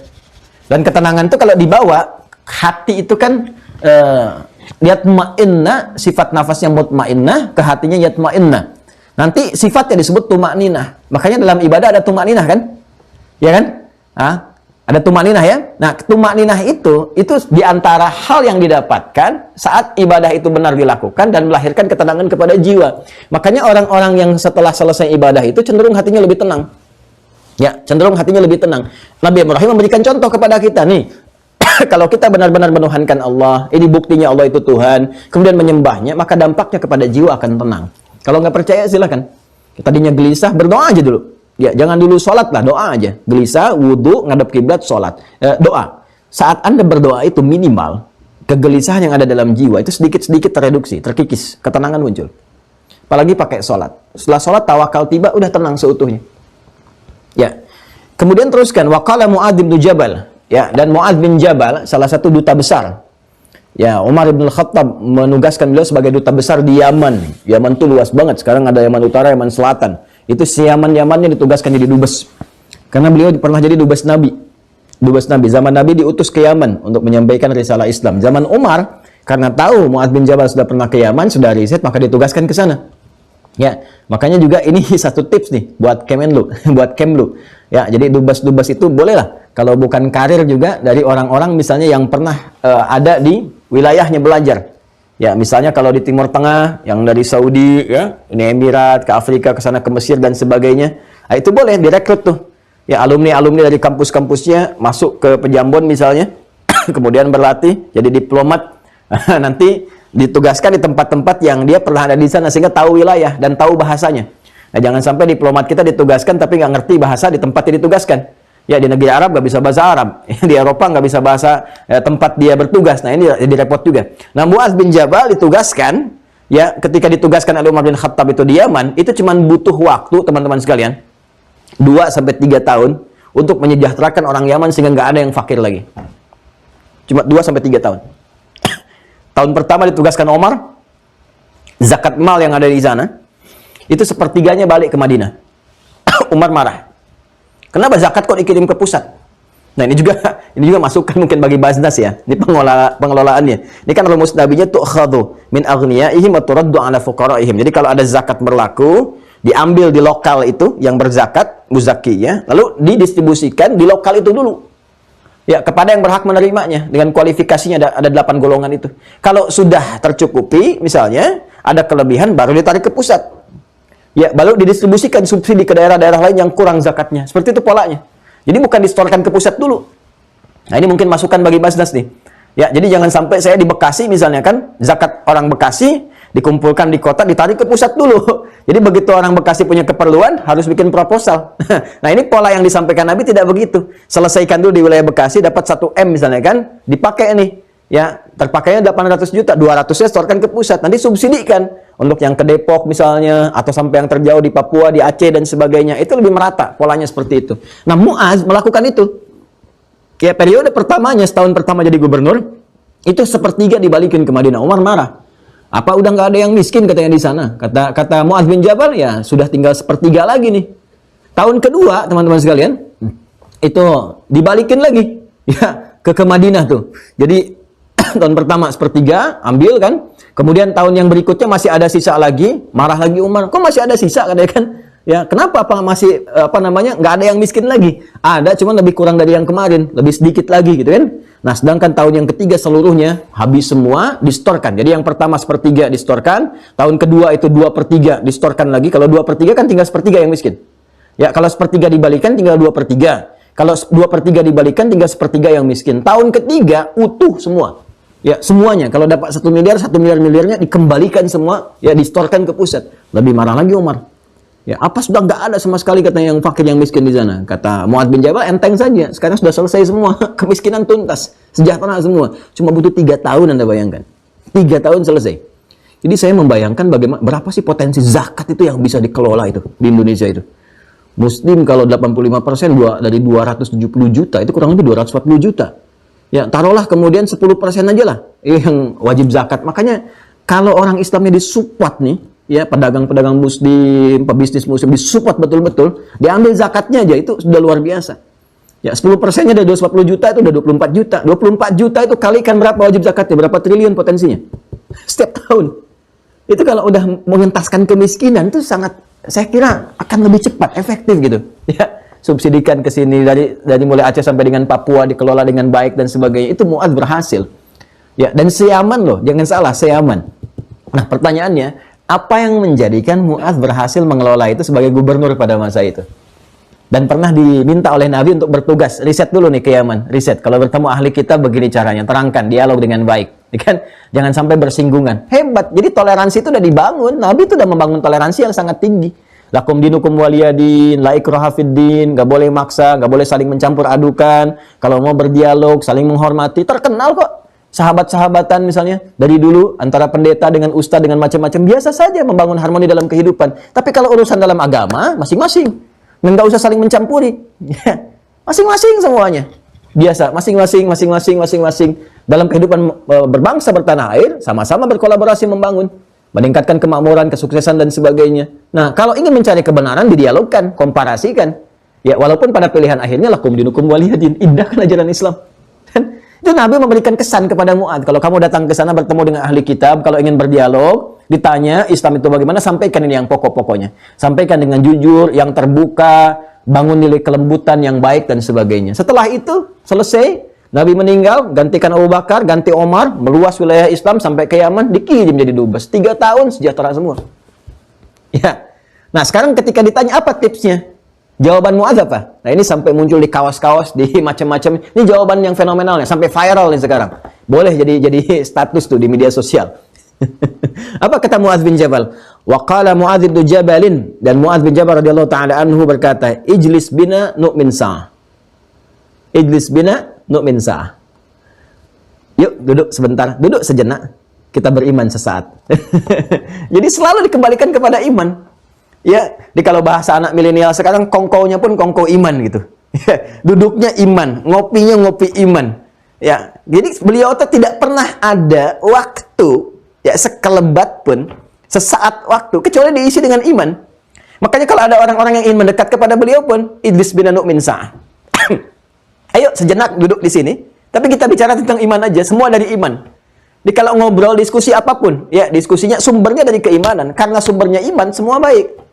Dibawa kepada masyarakat bicara yang baik-baik, bagaimana cara mengatasi musibah di sini, bagaimana cara mengatasi banjir dengan baik, gitu kan? Semuanya baik.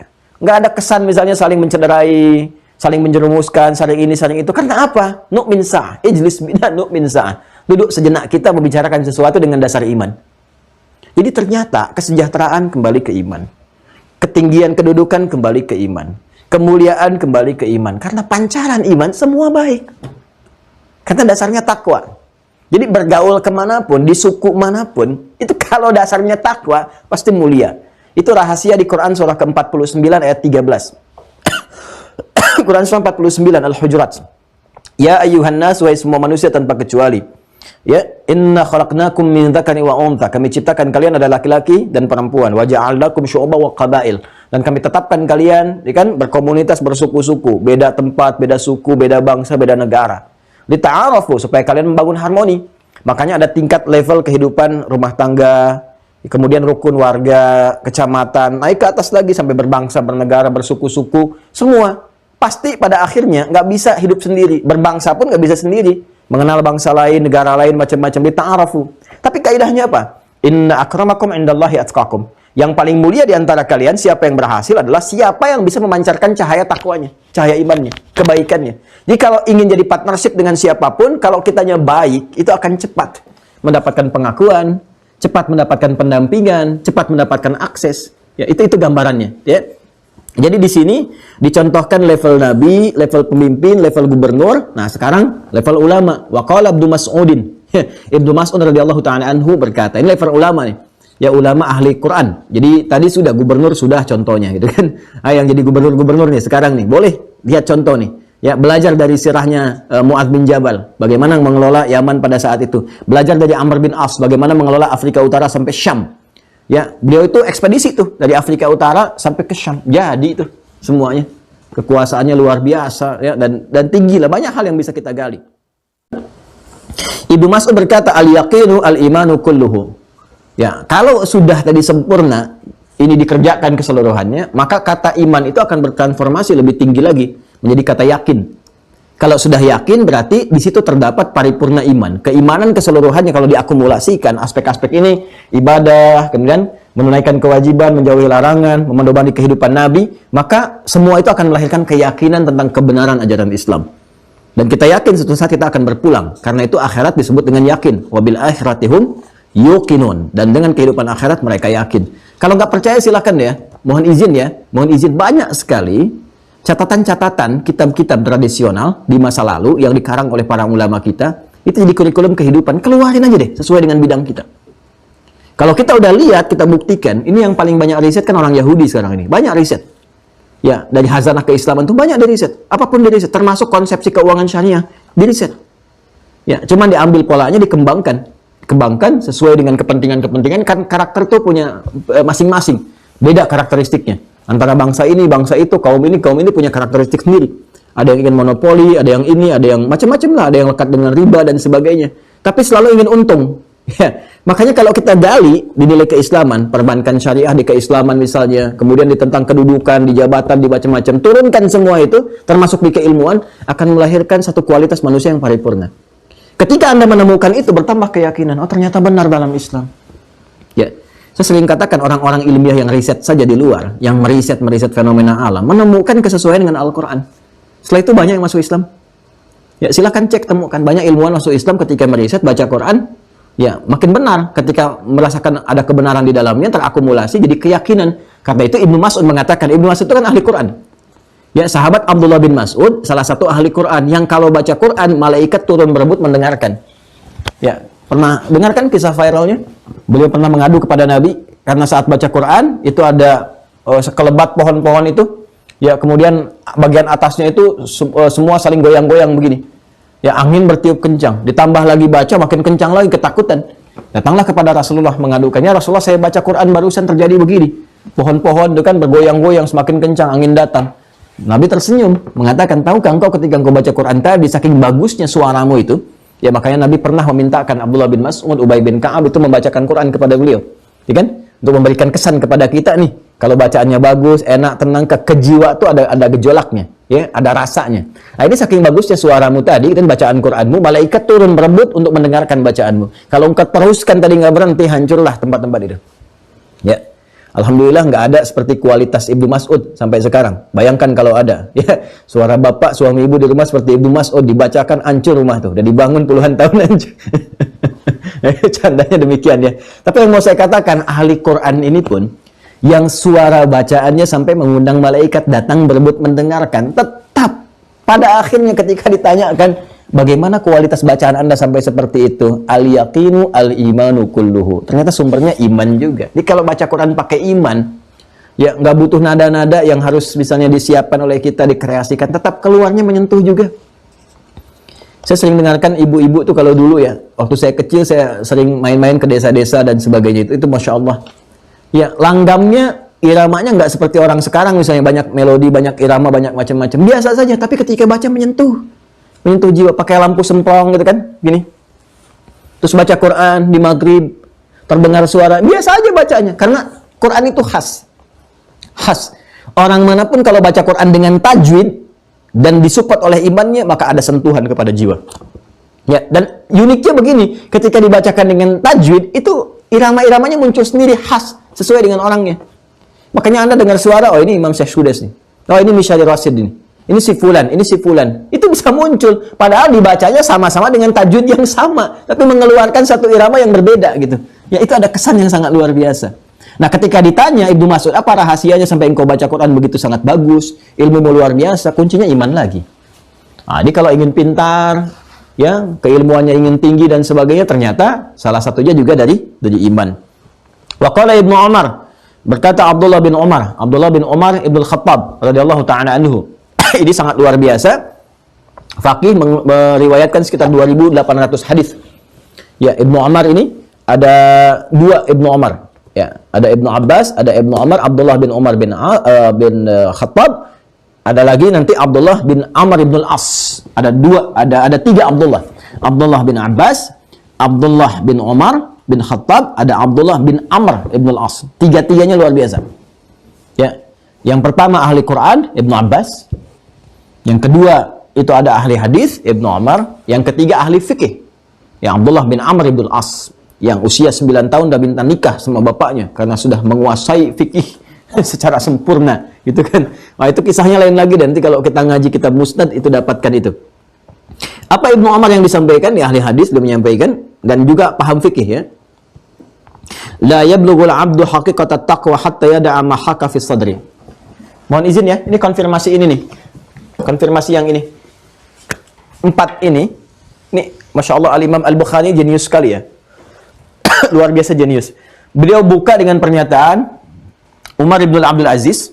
4 ini. Kalau imannya ingin kuat, sampai masuk ke level keyakinan paripurna, al-yakin, maka sempurnakan 4 ini. Tunaikan kewajiban, tingkatkan ibadah, jauhi larangan, pedomani sunnah. 4 ini dilakukan, maka muncul tipikal orang-orang hebat. Duduk dimanapun, maka selalu supportnya dari iman.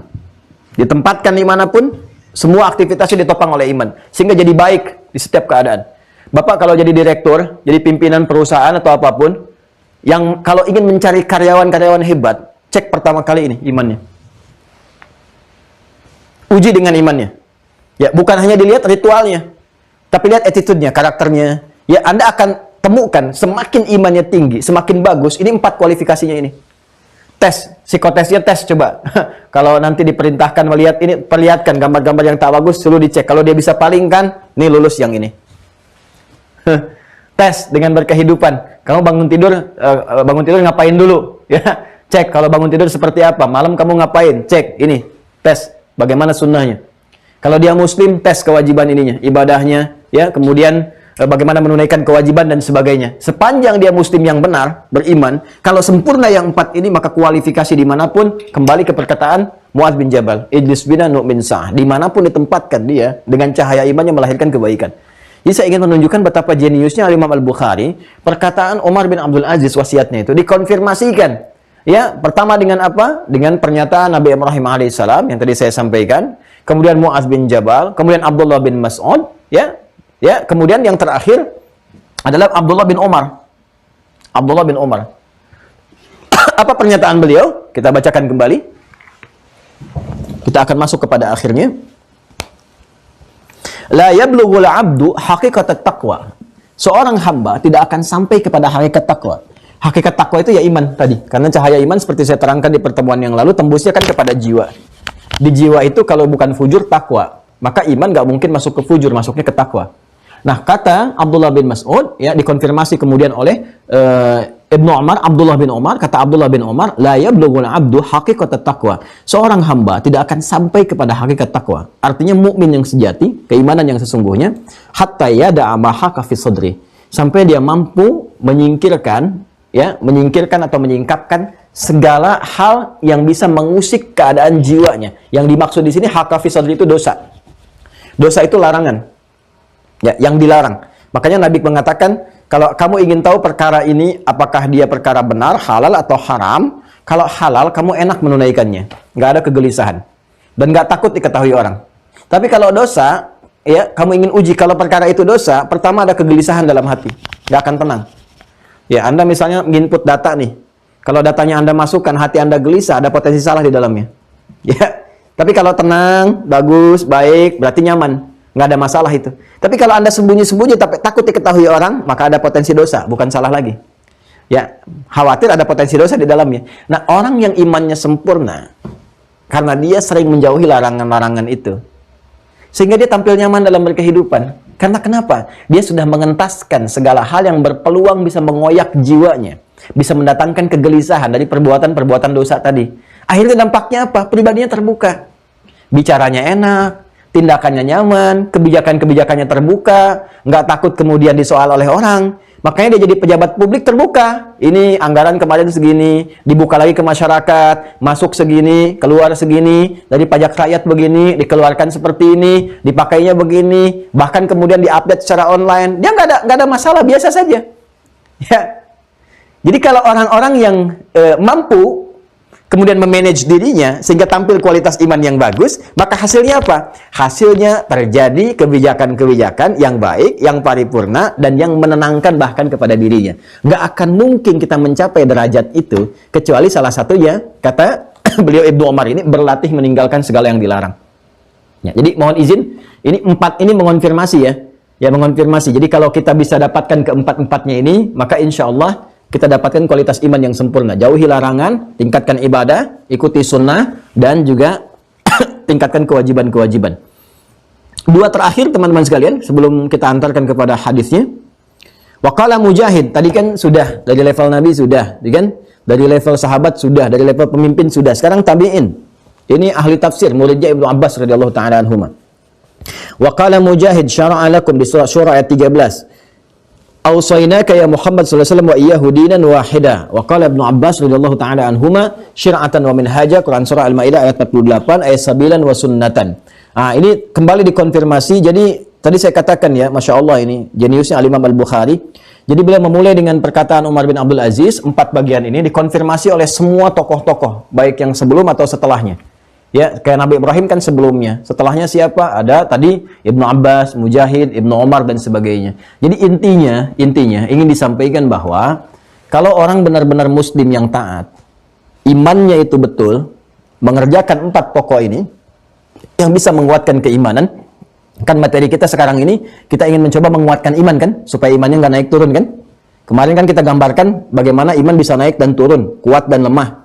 Sekarang kita ingin menguatkan imannya. Maka dikonfirmasi lewat pernyataan pertama kali oleh Umar bin Abdul Aziz, kalau ingin iman itu dikuatkan, nih kunci pokoknya 4 ini. 4 yang sudah saya sampaikan tadi.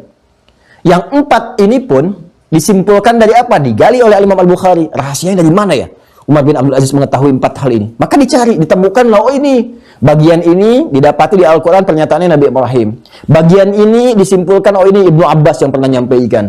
Oh yang ini Ibnu Umar. Oh yang ini Mu'adz bin Jabal, yang ini Imam Mujahid dan sebagainya. Maka ditemukanlah dari semua itu, semuanya ternyata jadi orang-orang hebat di masa lalu. Mujahid ahli tafsir, gurunya Ibnu Abbas turjumanul Quran, Ibnu Umar ahli hadis paham fikih, Umar bin Abdul Aziz itu seorang pemimpin yang luar biasa, Mu'adz bin Jabal gubernur sukses, ahli fikih juga, ahli hadis juga, kan? Sahabat Nabi yang sangat mulia, Nabi Ibrahim Khalilullah. Ternyata semuanya itu pancaran derajatnya, ketika dikonfirmasi dari mana mendapatkan itu, semuanya kembali kepada iman. Nah, jadi saya ingin simpulkan bagian terakhirnya, kalau ingin mendapatkan penguatan iman, ini materinya. Nah, di akhir baru kita sadari kenapa kita bahas ini, kan? Kalau ingin mendapatkan penguatan iman, maka ini kuncinya 4. Dari yang 4 ini, tinggal pertanyaannya, semua kan tadi dikonfirmasi oleh tokoh-tokoh hebat. Bukankah semua tokoh hebat ini keseluruhannya nanti akan terkoneksikan pada ajaran Islam yang dibawa oleh Nabi Muhammad SAW? Kalau sudah dari Nabi Muhammad berarti ada kurikulumnya kan? Dan kurikulum itu ada pada hadis-hadis Nabi. Apa saja hadis-hadis yang disampaikan terkait dengan penguatan iman itu? Nah, ini yang mengantarkan kita kepada pembahasan hadis-hadisnya. Jadi pola Al-Imam Al-Bukhari menerangkannya pertama secara teoritis dulu. Ya kan? Ada 4 cara menguatkan iman seperti ini. Ya, beliau menerangkan dari pernyataannya Umar bin Abdul Aziz.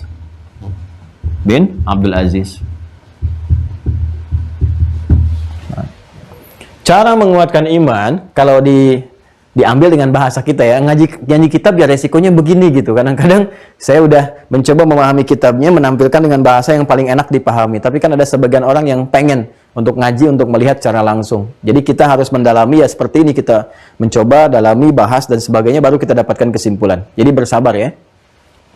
Secara teoritis, kalau ingin menguatkan iman, maka dikonfirmasi pertama, kita lihat kata Imam Al-Bukhari, menurut Umar bin Abdul Aziz, orang hebat di zamannya yang mewarisi kurikulum Nabi, dipraktikkan dalam pemerintahan yang sangat sukses, kunci penguatan iman itu ada 4. Ya, menjaga kewajiban-kewajiban, meningkatkan ibadah dengan sempurna, karena itu keluarkan ya aspeknya. Kemudian meninggalkan segala yang dilarang, 3. Kemudian ini mengikuti apa yang dipedomani dari sunnah Nabi. 4 ini saja. Tingkatkan kewajiban, jaga kewajiban, tingkatkan ibadah, jauhi larangan, pedomani sunnah Nabi. 4 ini saja. Kalau 4 ini dikerjakan dengan baik, maka terdapat penguatan iman. Jelas. Lalu diteliti oleh Al-Imam Al-Bukhari, dikonfirmasi. Ya, dari mana ini didapatkan 4 hal ini? Kan siapa saja yang pernah mempraktikkan ini? Maka beliau berikan contoh konfirmasi-konfirmasi penguatan iman itu dari mulainya dialognya Nabi Ibrahim alaihissalam yang nanti melahirkan hikmah penguatan akidah dulu. Jenius sekali. Sebelum kepada sikap, akidah dulu. Supaya diri ini betul-betul yakin bahwa semua harus terkoneksikan kepada Allah. Kan harus menantap dalam jiwa. Ya, untuk mengoneksikan diri kepada Allah harus menepikan yang lain yang dipertuhankan dulu. Maka kisah viral pertama yang beliau kutip kisah Nabi Ibrahim. Nanti untuk membantah dalam argumentasi kalau ada yang menuhankan yang lain-lain. Salah satu contohnya karena memang misalnya ini dipertuhankan karena punya keistimewaan seperti ini. Ini punya keistimewaan begini. Maka diturunkan langsung karena kisah Nabi Ibrahim kan viral. Berhadapan dengan patung didialogkan. Kenapa patung tidak bisa jadi Tuhan, kan? Ya, kemudian berhadapan dengan yang dipertuhankan dari kalangan manusia kan ada. Lalu didialogkan, kenapa ini nggak bisa jadi Tuhan? Dan itu akumulasi nanti di era Nabi Muhammad SAW lewat Al-Quran. Diturunkan dalil-dalilnya secara rasional yang pernah kita bahas. Silahkan direview di video-video yang lalu. Ya, secara logika bagaimana, kemudian secara nas seperti apa, dikomparasikan bagaimana sehingga menemukan Tuhan yang hak. Sehingga ini ditampilkan pertama kali kisah Nabi Ibrahim untuk menancapkan keyakinan kebertuhanan dulu dalam jiwa kita. Setelah itu baru kemudian amanat dari Mu'adz bin Jabal. Mu'adz bin Jabal. Ya, bahwa kalau iman ini sudah terakumulasi, sudah kuat, dibawa kemanapun, hasilnya akan sempurna. Sepanjang, kesini lagi, sepanjang konektivitas kita dengan Allah itu kuat, dilatih dengan 4 ini, dibawa kemanapun, bisa sempurna. Idris bina nu'min sa'ah. Ya. Kemudian diteruskan lagi kepada pernyataannya Ibnu Umar, Ibnu Mas'ud, 2 sahabat utama. Ya, bahkan dalam konteks mohon maaf sekali, bacaan Quran pun, ibadah pun itu bisa sempurna, bisa khusyuk, bisa enak, bisa nikmat, kembali aspeknya ke iman ini. Ya, kalau imannya sempurna, hubungan dengan Allah baik, maka bisa dinikmati. Bacaan Quran jadi enak, malaikat ikut menyimak, ya. Kemudian terasakan kenikmatan kebaikannya. Ibnu Mas'ud pun sang ahli Quran ketika ditanya, tetap jawabannya tuh kembali kepada iman yang paripurna. Al-yaqinu al-imanu kulluhu. Kan? Kemudian Ibnu Umar mengatakan, nggak akan mungkin kita sampai kepada hakikat iman yang bagus, mengonfirmasi ini lagi, kecuali bisa meninggalkan larangan-larangan Allah. Tadi yang saya katakan di awal, yang saya konfirmasikan. Kalau Anda ingin mendapatkan kualitas iman yang bagus, perilaku yang baik, coba berlatih dalam sepekan, tinggalkan segala yang dilarang. Apapun itu sesuai dengan profesi kita. Ya, akhirnya dikonfirmasikan oleh Imam Mujahid, seorang tabi'in, muridnya Ibnu Abbas. Ibnu Abbas yang disebutkan bagian akhir, untuk mengonfirmasi jalur sanad dari keilmuan, bahwa ini semua 4 perangkat ini seperti digali di sini menunjukkan hakikat kebenaran Islam sebagai dinun wahid. Islam. Orang yang memeluk Islam disebut Muslim. Apa kesimpulannya? Kalau kita baca secara detail, kalau orang benar-benar Muslim yang baik, imannya dikuatkan, maka dibawa kemanapun dalam beraktivitas, pasti akan melahirkan pancaran-pancaran kebaikan. Itu maksudnya. Saya ulang ya. Kenapa ditutup dengan kalimat dinun wahid, dengan syariat Islam? Ingin memberikan kesan bahwa, hey, seharusnya orang Islam itu menguatkan imannya. Sebagai pokok yang pertama dari Islam, syahadat. Syahadat dikuatkan. Kalau dia mampu menguatkan dengan 4 pokok ini, dibawa kemanapun pasti dia orang hebat. Jadi pemimpin hebat, jadi gubernur hebat, jadi tokoh agama hebat, Itu kan? Jadi macam-macam juga hebat, dan pada akhirnya sempurna nilai kebaikannya dan mendapatkan ridha Allah sesuai dengan kapasitas-kapasitasnya masing-masing. Ini poinnya. Nah, sekarang pertanyaannya, bagaimana kurikulum meningkatkan ini semua yang tersambung keseluruhannya pada kurikulum pengajaran Nabi Muhammad SAW? Karena intinya ada di sini. Maka untuk mendapatkan ini kita harus cek pada hadis. Nah, hadis inilah yang mengonfirmasi kepada kita cara-cara penguatan iman. Sini. Ini mukaddimahnya. Sekarang baca hadisnya. Nah, inilah resikonya kalau kita mau ngaji kitab tuh kita teruskan seperti itu. Ya, kenapa baca satu dulu ya? Ya. Saya khawatirnya nanti ditanya, ngaji apa tadi sejam setengah? Mukaddimah. Baik. Al-babut tsani. Ya, yuk kita baca hadis satu aja. Bab du'aukum imanukum. Bab yang menerangkan tentang doa kalian itu adalah refleksi iman kalian. Ulang ya. Bab yang menerangkan doa kalian adalah refleksi iman kalian. Yuk, bab tentang du'aukum imanukum. Doa kalian adalah refleksi dari keimanan kalian.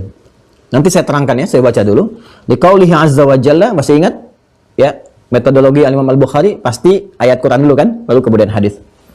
Hal ini didasarkan pada firman Allah Subhanahu wa taala, "Qul ma ya'ba'u bikum rabbi laula du'aukum." Quran surah ke-25 ayat yang terakhir, Al-Furqan. Quran surah Al-Furqan ayat 77. Ya, ini kalimat yang disampaikan oleh Nabi Muhammad SAW atas petunjuk Allah, turun wahyu, disampaikan kepada orang-orang musyrik ya.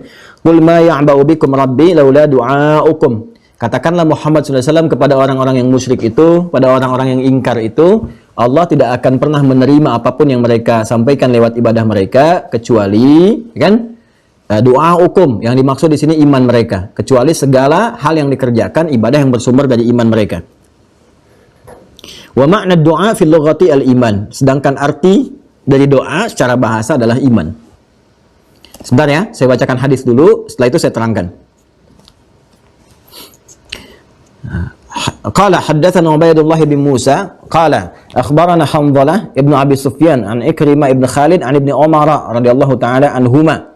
Qala, ya, hadisnya dari Ibnu Umar, semoga Allah meridai kepada beliau dan ayahandanya. Ingat ya, kalau Ibnu Umar tadi sudah saya terangkan, berarti anaknya Umar bin Khattab. Ya, nanti saya terangkan kemuliaan beliau.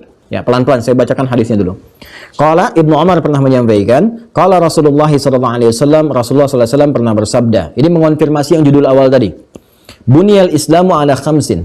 Ya, Islam itu dibangun berdasar 5 pokok, 5 pondasi. Syahadati an la ilaha illallah wa anna Muhammadar Rasulullah.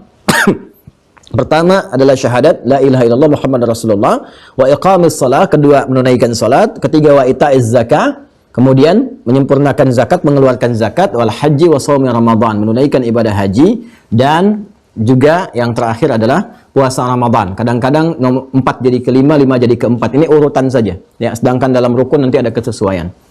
Hadis yang pertama. Saya terangkan ya dengan cepat ya.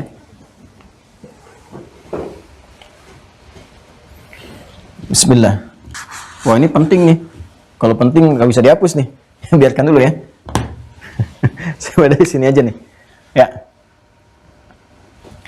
Untuk mengonfirmasi penguatan iman kepada Allah Subhanahu wa taala. Masih ingat di judul awal yang kemarin kita mulai itu, ya kan? Iman itu bagian pokok dari keislaman. Menerangkannya seperti ini supaya gampang. Pokok pertama, 1, berupa syahadat. Kan? Kemudian yang 4-nya nanti berupa syariat, ya, ada syariat, tertunjukkan saja seperti ini. Ini iman, ini syariat. Islam terdiri dari keimanan, kemudian amalan, ya, akidah dengan syariat. Dibuka oleh Al-Imam Al-Bukhari di Kitabul Iman dengan secara umum dulu. Ya, babu, kan, bab yang menerangkan tentang qaulun Nabi sallallahu alaihi wasallam, sabda Nabi sallallahu alaihi wasallam, bunyal Islamu ala khamsin. Islam itu dibangun di atas 5 pokok, 5 perkara, 5 pondasi yang paling pokok. Nah, yang ini kemudian dijelaskan detailnya di hadis berikutnya. Sebelum menjelaskan hadis berikutnya itu, beliau mengonfirmasi dulu dengan tadi secara teoritis.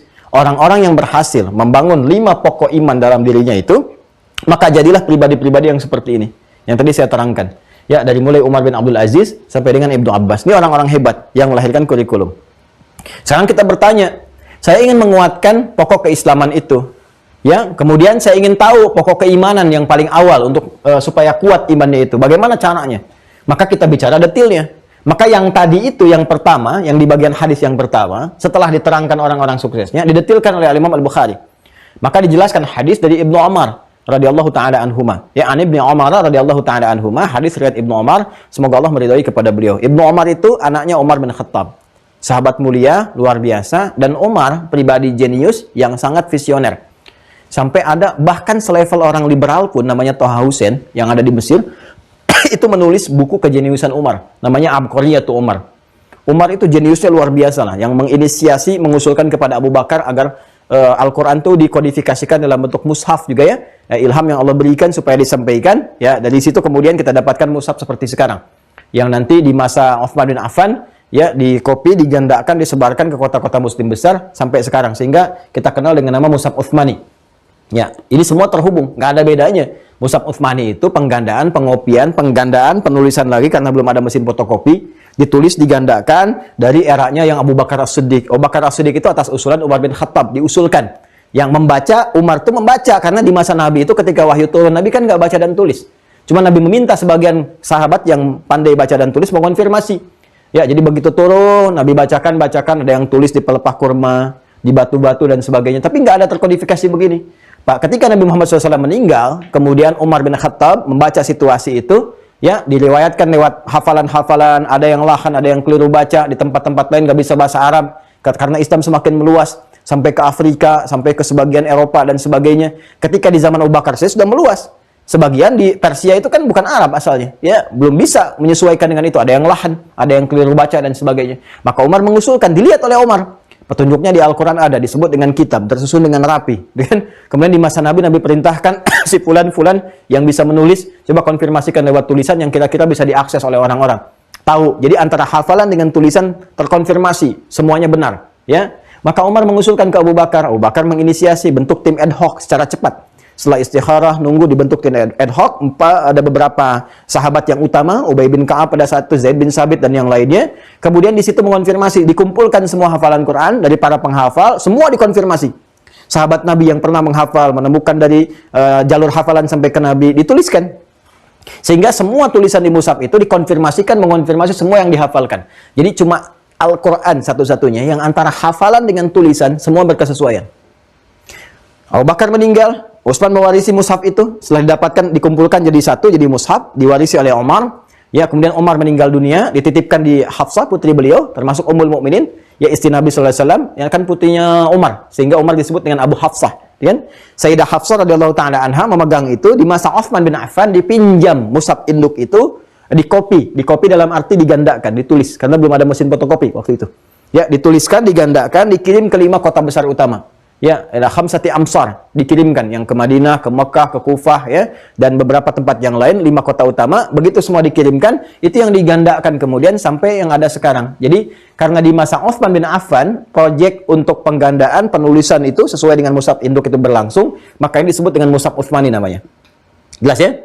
Disebut dengan apa? Mushaf Utsmani. Nah, saya kembali ke Umar. Umar itu begitu jeniusnya, diantaranya menyiapkan visi generasi yang berkemajuan ke depan. Karena beliau melihat anaknya, anak-anak sahabat itu berlomba. Ya, di saat Nabi di Mekah, Abbas, paman Nabi, pedagang, udah menitipkan anaknya di majlis Nabi. Ya kan? Itu kan sepupu Rasulullah SAW. Jadi ngikut tuh, dipelajari Nabi bagaimana, sehingga timbul kecintaan sampai didoakan oleh Nabi. Ya, Nabi pindah ke Madinah, ya, aksesnya Abbas kan berbeda. Kalau di Mekah, rumahnya kan dekat dengan rumah Nabi. Terus bisa main ke tempat bibinya juga, ke Sayyidah Maimunah. Nanti kalau situasi terbuka, umrah kita tunjukkan. Ini tempat Sayyidah Maimunah, Nabi pernah di situ, ya, sebelum Isra Mi'raj, tempatnya dari sini. Geser sedikit, tempatnya rumahnya Abbas. Di situ ada Ibnu Abbas. Ibnu Abbas belajar, kemudian Ibnu Umar, anaknya Umar. Kalau Abbas begitu, saya pun juga pengen anak saya, ya, dekat dengan Nabi, belajar dari Nabi, dari kecil tuh, disiapin. Itu kan generasi Abdullah semua. Maka apa yang terjadi? Umar pun sama, ketika pindah ke Madinah khususnya, Nabi kemudian berkehidupan, tinggal, yang sekarang ada Masjid Nabawi, yang Raudhah itu kan Nabi tinggal di situ. Itu kalau kita ke depan sedikit, maju ke depan, keluar kan, Babul Baqi, dari Baqi sampingnya Babu Jibril, itu tempatnya istri Nabi di situ. Ya, geser ke depan sedikit ke sana ke Alawi, yang ada pasar-pasar itu. Nabi pernah ngajak Al Hasan dan Al Husain jalan-jalan kalau tiap sore ke sana. Sebelah depannya kanan seperti ini yang ada tiang-tiang, itu rumahnya Umar bin Khattab. Umar di situ. Ya, bangun tempat, masangin jendela kamarnya itu yang menghadap ke tempat Nabi, disediakan kamarnya anaknya, yaitu Ibnu Umar, Abdullah bin Umar. Ini. Jadi Anda bayangkan, ya, kalau anaknya Abbas itu nunggu di majlisnya Nabi, datang-datang, anak saya ngintip dulu dari rumah. Ya, Nabi jalannya bagaimana? Sehingga nanti bisa dapat informasi lebih banyak daripada anaknya Abbas. Karena keluar rumah, nanti begitu keluar rumah udah kelihatan jalannya Nabi seperti ini. Nengoknya Nabi kalau dipanggil begini. Makanya nanti Ibnu Abbas, Abdullah bin Abbas dapat hadis 2000 hadis. Bapaknya hafal 200 hadis, anaknya hafal 2000 hadis. Nanti Ibnu Umar hafal 2800 hadis kurang lebih. Ya, Ibnu Umar karena dapat tambahan tadi. Yang lebih daripada ini nanti siapa? Anas bin Malik. Punya bapak namanya Malik, punya ibu namanya Malikah. Anaknya Abbas ya, nunggu di majlis. Anaknya Umar ngintip-ngintip, anak saya masuk ke tempat Nabi. Makanya datang. Ini single parent nih. Suaminya meninggal tapi punya visi berkebajuan. Datang bawa anaknya. Ya Rasulullah, anak saya ini cekatan. Katanya, mohon terima jadi pembantu Anda. Nabi tersenyum mengetahui karena apa? Karena tahu. Ini pengen belajar. Makanya belajar mendampingi Nabi dalam berkehidupan. Dan banyak hadis didapatkan. Saya ingin masuk ke sini. Maksud saya kenapa saya terangkan dulu terlebih dahulu tentang sanad. Seperti janji saya dulu. Saya ingin menyampaikan pesan bahwa sahabat itu semulia-mulianya selalu punya visi berkemajuan untuk anak-anak mereka. Mereka tuh nabung Pak di anaknya. Nabung akhirat. Kalau dunia kan kita nabung untuk mereka. Ya kan? Tapi feedbacknya dari mereka untuk kita apa? Ya, karena harus selalu ada berkesesuaian. Ya, maka kalau kita ingin tabungan kita itu istimewa, jadikan anak sebagai tabungan akhirat. Nanti dunia akan ikut. Kalau nggak percaya silakan. Orang tuanya belum hafal Quran, anak ini karena cepat ingatannya, masih bersih murni, anaknya investasikan. Begitu anak hafal Quran, keberkahan dunia ikut, tabungan akhirat jadi. Betapa banyak orang tua haji karena anaknya. Itu para peserta hafid cilik itu. Waktu saya jadi Amirul Hajj dari kedutaan Saudi, saya membawa kurang lebih 300 orang memimpin mereka waktu ada di haji itu. Ya, berapa tahun ke belakang. Itu banyak para hafid kecil, anak-anak cilik. Sama orang tuanya. Yang hafal Quran anaknya, ikut haji bapaknya, ibunya, ada guru-gurunya. Gitu kan. Tabungannya anaknya. Umar juga nabung Pak, jangan salah. Umar ahli surga juga, Masya Allah. Ya, jadi kalau bapaknya begini, anaknya harus lebih hebat. Kenapa? Karena begini cara berpikirnya.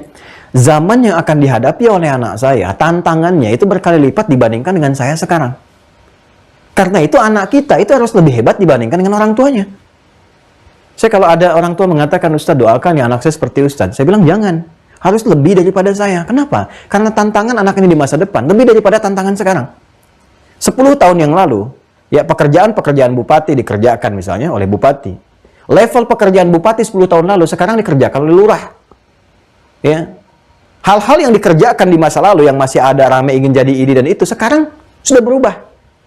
Tantangannya berubah. Sekarang sudah ada media sosial, udah macam-macam, udah berkembang, udah artificial dan sebagainya. Ini kalau kita nggak siapkan dengan baik, maka jadi orang yang lemah, generasi yang lemah di masa depan. Karena itu nanti turun Quran surah keempat, An-Nisa ayat 9. Wal yakhshal ladzina law taraku min khalfihim dzurriyyatan dhi'afa khafu 'alaihim wal yattaqullaha falyaqulu qawlan sadida.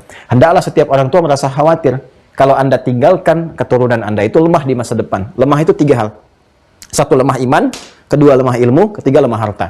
Maka iman dikuatkan lewat pendekatan agama, ilmu dikuatkan dengan belajar, literasinya tingkatkan, gitu kan? Sehingga menjadi pribadi yang berwawasan, siap menghadapi tantangan masa depan. Kemudian harta juga cukupkan, supaya nggak meminta-minta di masa depan.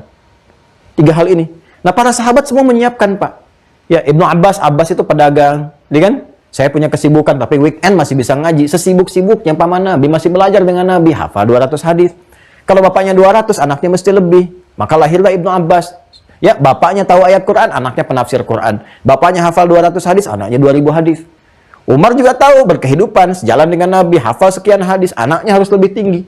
Maka Umar siapkan anaknya, maka anaknya nanti menjadi pribadi yang sangat luar biasa. Kurang lebih 2800 hadis, kurang lebih. Kemudian juga paham fikih, mengerti hukum Quran. Karena disiapkan dari kecil. Maka ini yang harus jadi inspirasi. Karena itu saya kalau ngaji hadis, saya lebih senang menerangkan sanad dulu. Supaya jadi inspirasi. Ini menjadikan kesan kepada kita, siapapun kita orang tua, siapkan anak sebagai tabungan akhirat lebih hebat dibandingkan kita. Orang tua belum hafal, anaknya mesti hafal. Orang tua belum hadis, anaknya harus tahu hadis. Ya, belum tahu hadis, anaknya paham hadis. Demikian. Jadi apapun dia ke depan, jadi pilot yang hafal Quran. Bapaknya pilot juga, tapi anaknya pilot hafal Quran. Bapaknya direktur, anaknya direktur yang paham fikih. Ya, bapaknya direktur aja, anaknya direktur yang fakih. Jadi begitu mimpin perusahaan, paham hukum-hukum. Ya, Masya Allah kalau di rumah itu ada ahli tafsir, ahli Quran, ahli fikih, ahli hadis. Luar biasa tuh. Ya, pokoknya kalau ada apa-apa, kakak, apa ini ayatnya? Adek, hadisnya apa? Ya, bungsu, tafsirnya apa? Oh, udah lah, bangkrut para ustadz tuh. Nggak ada lagi gitu. Udah selesai semua, selesai. Nah, ini apa hasil investasinya? Setiap hadis yang diriwayatkan oleh anak ini, Abdullah namanya, Abdullah, maka secara otomatis akan melahirkan pahala pada bapaknya, Umar. Setiap satu hadis dibaca, dipahami, digali, langsung transfer pahala pada Umar. Umar enak banget ya, udah dijamin masuk surga, meninggalnya di samping Nabi, hidup sama Nabi, meninggal samping Nabi, di akhirat bersama Nabi, di alam kubur pun masih dapat transferan pahala dari anaknya. Ya, ini visinya. Makanya para ulama hadis memberikan kesan kepada kita ketika menyebutkan urutan sanad. Sanad itu periwayat hadisnya. Enggak disebutkan nama anaknya, tapi disebutkan bapaknya. Selalu disingkat dengan Ibnu. Coba deh kalau Anda baca hadis. Ibnu Umar, Ibnu Abbas, Ibnu Amr Ibnu As. Apa rahasianya ketika disebutkan dengan menggunakan bapaknya dan anak cuma disebut anak? Anaknya Umar, anaknya Abbas, anaknya Amr bin As. Dan selalu doanya pun beda. Bukan radhiyallahu ta'ala anhuma. Ya, coba Anda bayangkan. Apa maksudnya? Maksudnya, kalau orang tua menginvestasikan anaknya pada kepentingan akhirat, maka setiap apapun yang dikerjakan oleh anaknya, orang tuanya dapat. Oh, ini dapat banyak ini. Sudah kita doakan, radhiyallahu ta'ala anhuma, Allah meridhoi keduanya. Ridho, Allah dapat. Hadis satu dibahas, bapaknya dapat bagian pahalanya. Sekarang aja yang ngaji online sekarang, berapa ribu yang tersambung sekarang? Ya, bayangkan, satu hadis, ya, dilihat oleh 40.000 orang misalnya. Maka dari 40.000 itu mengalir pahala untuk ini. Maka saya sering katakan pada Bapak Ibu sekalian, coba investasi deh. Minimal Fatihah anak itu dari orang tuanya. Jadi setiap dia sholat, dapat pahala untuk orang tua. Nanti anak ngajarin lagi kepada anaknya, dapat lagi terus begitu. Apalagi kalau anak hafal Quran. Dia ngajarkan kepada yang lain, orang tuanya dapat setiap hurufnya 10 kebaikan. Karena persoalannya persoalan iman, kelihatannya di akhirat. Karena bekal Quran itu bekal akhirat. Tapi pedoman berkehidupan di dunia. Berkahnya dapat di dunia, pahalanya di akhirat. Jadi kalau ingin dapat pahala dari bacaan Quran, jangan berharap di dunia. Nanti di akhirat baru dapatkan. Ya, nah itu nanti ada pembuktian. Jelas ya? Jadi kalau ada yang menyoal Anda, akhirat kan belum terbukti. Bagaimana kalau di akhirat nanti nggak terbukti semua apa yang Anda katakan itu? Ya, Anda jawab aja, saya tidak lebih rugi daripada Anda yang mendapati kehidupan akhirat itu ternyata nyata dan terbukti. Paham ya? Paham atau pusing? Jadi kalau ada orang ateis atau siapa mengatakan kepada Anda, gimana kalau di akhirat nanti nggak terbukti hasil dari sholat Anda, hasil dari puasa Anda, hasil dari ngaji Anda? Gimana kalau nggak terbukti, surganya nggak ada dan sebagainya? Sampaikan, saya tidak lebih rugi dibandingkan dari Anda yang mendapati akhirat itu ternyata terbukti nyatanya. Jelas ya? Karena itu kita yakin. Nah, apa hadis yang dibahas ini yang akan melahirkan pahala bagi anak dan bapak ini? Mengonfirmasi judul pembuka di Kitabul Iman, kitab yang kedua. Ya, apa konfirmasinya? Di sini disampaikan qaulun Nabi sallallahu alaihi wasallam, sabda Nabi sallallahu alaihi wasallam, bunyal Islamu ala khamsin. Islam dibangun di atas 5 pokok. Apa yang 5 ini? Maka dikonfirmasi lewat hadis ini. An Ibnu Umar radhiyallahu taala anhuma, dari Ibnu Umar semoga Allah meridai kepada beliau menyampaikan qala Rasulullah sallallahu alaihi wasallam, ya Rasulullah sallallahu alaihi wasallam bersabda, bunyal Islamu ala khamsin. Islam itu dibangun atas 5 pokok. Syahadati alla ilaha illallah wa anna Muhammadar Rasulullah. Pertama adalah pokok iman ini. Ya, syahadatain. Jadi kalau mau kokoh keislamannya sebagai seorang muslim, maka kuatkan imannya. 1, pondasi 1. Wa iqamis shalah, kemudian syariat, salat. Wa itaiz zakat. Ya. Kemudian haji dan shaum Ramadan. Ya, haji dan puasa Ramadan. Nanti di riwayat lain, Ramadan nomor 4, puasa, ya puasa nomor 4, haji nomor 5. Nanti ada hikmah. Kenapa ini urutannya seperti ini? Ada hikmahnya. Ya. Nah, singkatnya, nanti ini kita pelajari di fikih. Singkatnya, Ibnu Umar mengonfirmasi pondasi keislaman yang disampaikan oleh Nabi itu ada 5. Ini pondasi, saya ilustrasikan begini. Pondasi, kalau pondasi seperti saya terangkan kemarin, berarti ini kan akar sesuatu untuk membuat bangunan di atasnya, tiang-tiang, gitu kan? Dan ada bangunan, temboknya, atapnya, sampai gentengnya dan sebagainya sehingga tumbuh bangunan yang indah. Nah, bangunan ini disebut dengan bangunan Islam. Nanti ada gentengnya, catnya dan sebagainya, tampilan yang kelihatan dari luar disebut dengan akhlak. Ya. Tiang-tiangnya disebut dengan ibadah, tiang kokoh bangunannya disebut dengan ibadah. Makanya tiangnya nanti ada salat, as-salatu imaduddin. Ya, tembok-temboknya nanti ada zakat, atap-atapnya nanti ada puasa Ramadan. Kelengkapannya ada haji, tampilannya disebut dengan akhlak. Tapi semua bangunan ini tidak akan pernah kokoh kecuali ada pondasinya. Yang paling pokok yaitu pondasi iman. Pondasi syahadat. Jadi sebelum menerangkan tentang penguatan iman ini, Rasulullah ingin mengonfirmasikan kepada kita, orang Islam yang baik, maka bangunan pokok keislamannya itu mesti kokoh, mesti baik. Kuatkan imannya, tingkatkan syariatnya, kewajibannya, ikuti cara mengerjakannya lewat tuntunan sunnah. Hadis ke sini, tarik. Nah sekarang kalau kita bertanya, ya Rasulullah, bangunan ini tidak mungkin kuat kecuali pondasinya kuat. Pondasi itu pondasi iman, syahadat, syahadu an la ilaha illallah, syahadu anna Muhammadar Rasulullah. Bolehkah diberikan kepada kami informasi bagaimana cara menguatkan iman ini? Yang sebelumnya kisi-kisinya Al-Imam Al-Bukhari sudah dibocorkan. Nih 4 ini lewat pernyataan Umar ibn Abdul Aziz. Ya kan? Boleh nggak disampaikan rinciannya kepada kami? Apa saja perkara-perkaranya? Apa saja kurikulumnya? Kurikulum penguatan iman. Perkara-perkaranya. Kalau satu disebut amrun, kalau banyak disebut umurun. Jamak dari kata amrun. Jamaknya disebut dengan umurun. Karena itulah setelah menerangkan hadis ini, mengonfirmasi yang ini, diterangkanlah kemudian kurikulum, aspek-aspek, perkara-perkara, hal-hal yang mampu menguatkan iman. Maka selanjutnya, bab umurul iman.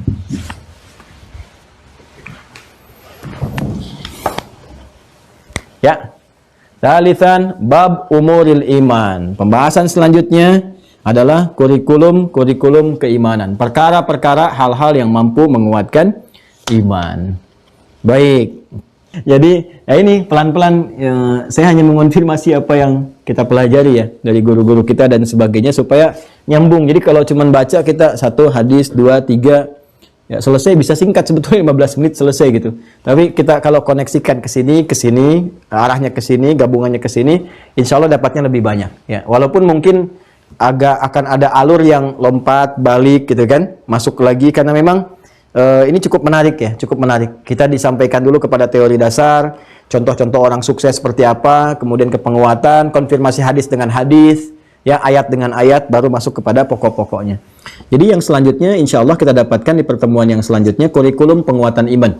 Terima kasih atas perhatiannya. Semoga Allah senantiasa merahmati kita, memuliakan kita, dan memberikan pemahaman yang baik pada kita untuk mengamalkan apa yang telah kita pelajari. Allahumma taqabbal minna innaka antas sami'ul alim wa tub 'alaina innaka antat tawwabur rahim.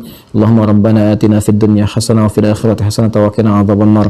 اللهم فقهنا في الدين وعلمنا التأويل ربنا آتنا في الدنيا حسنة وفي الآخرة حسنة وقنا عذاب النار وصلى الله على سيدنا محمد وعلى آله وصحبه أجمعين وآخر دعوانا سبحانك اللهم وبحمدك نشهد أن لا إله إلا أنت نستغفرك ونتوب إليك والحمد لله رب العالمين.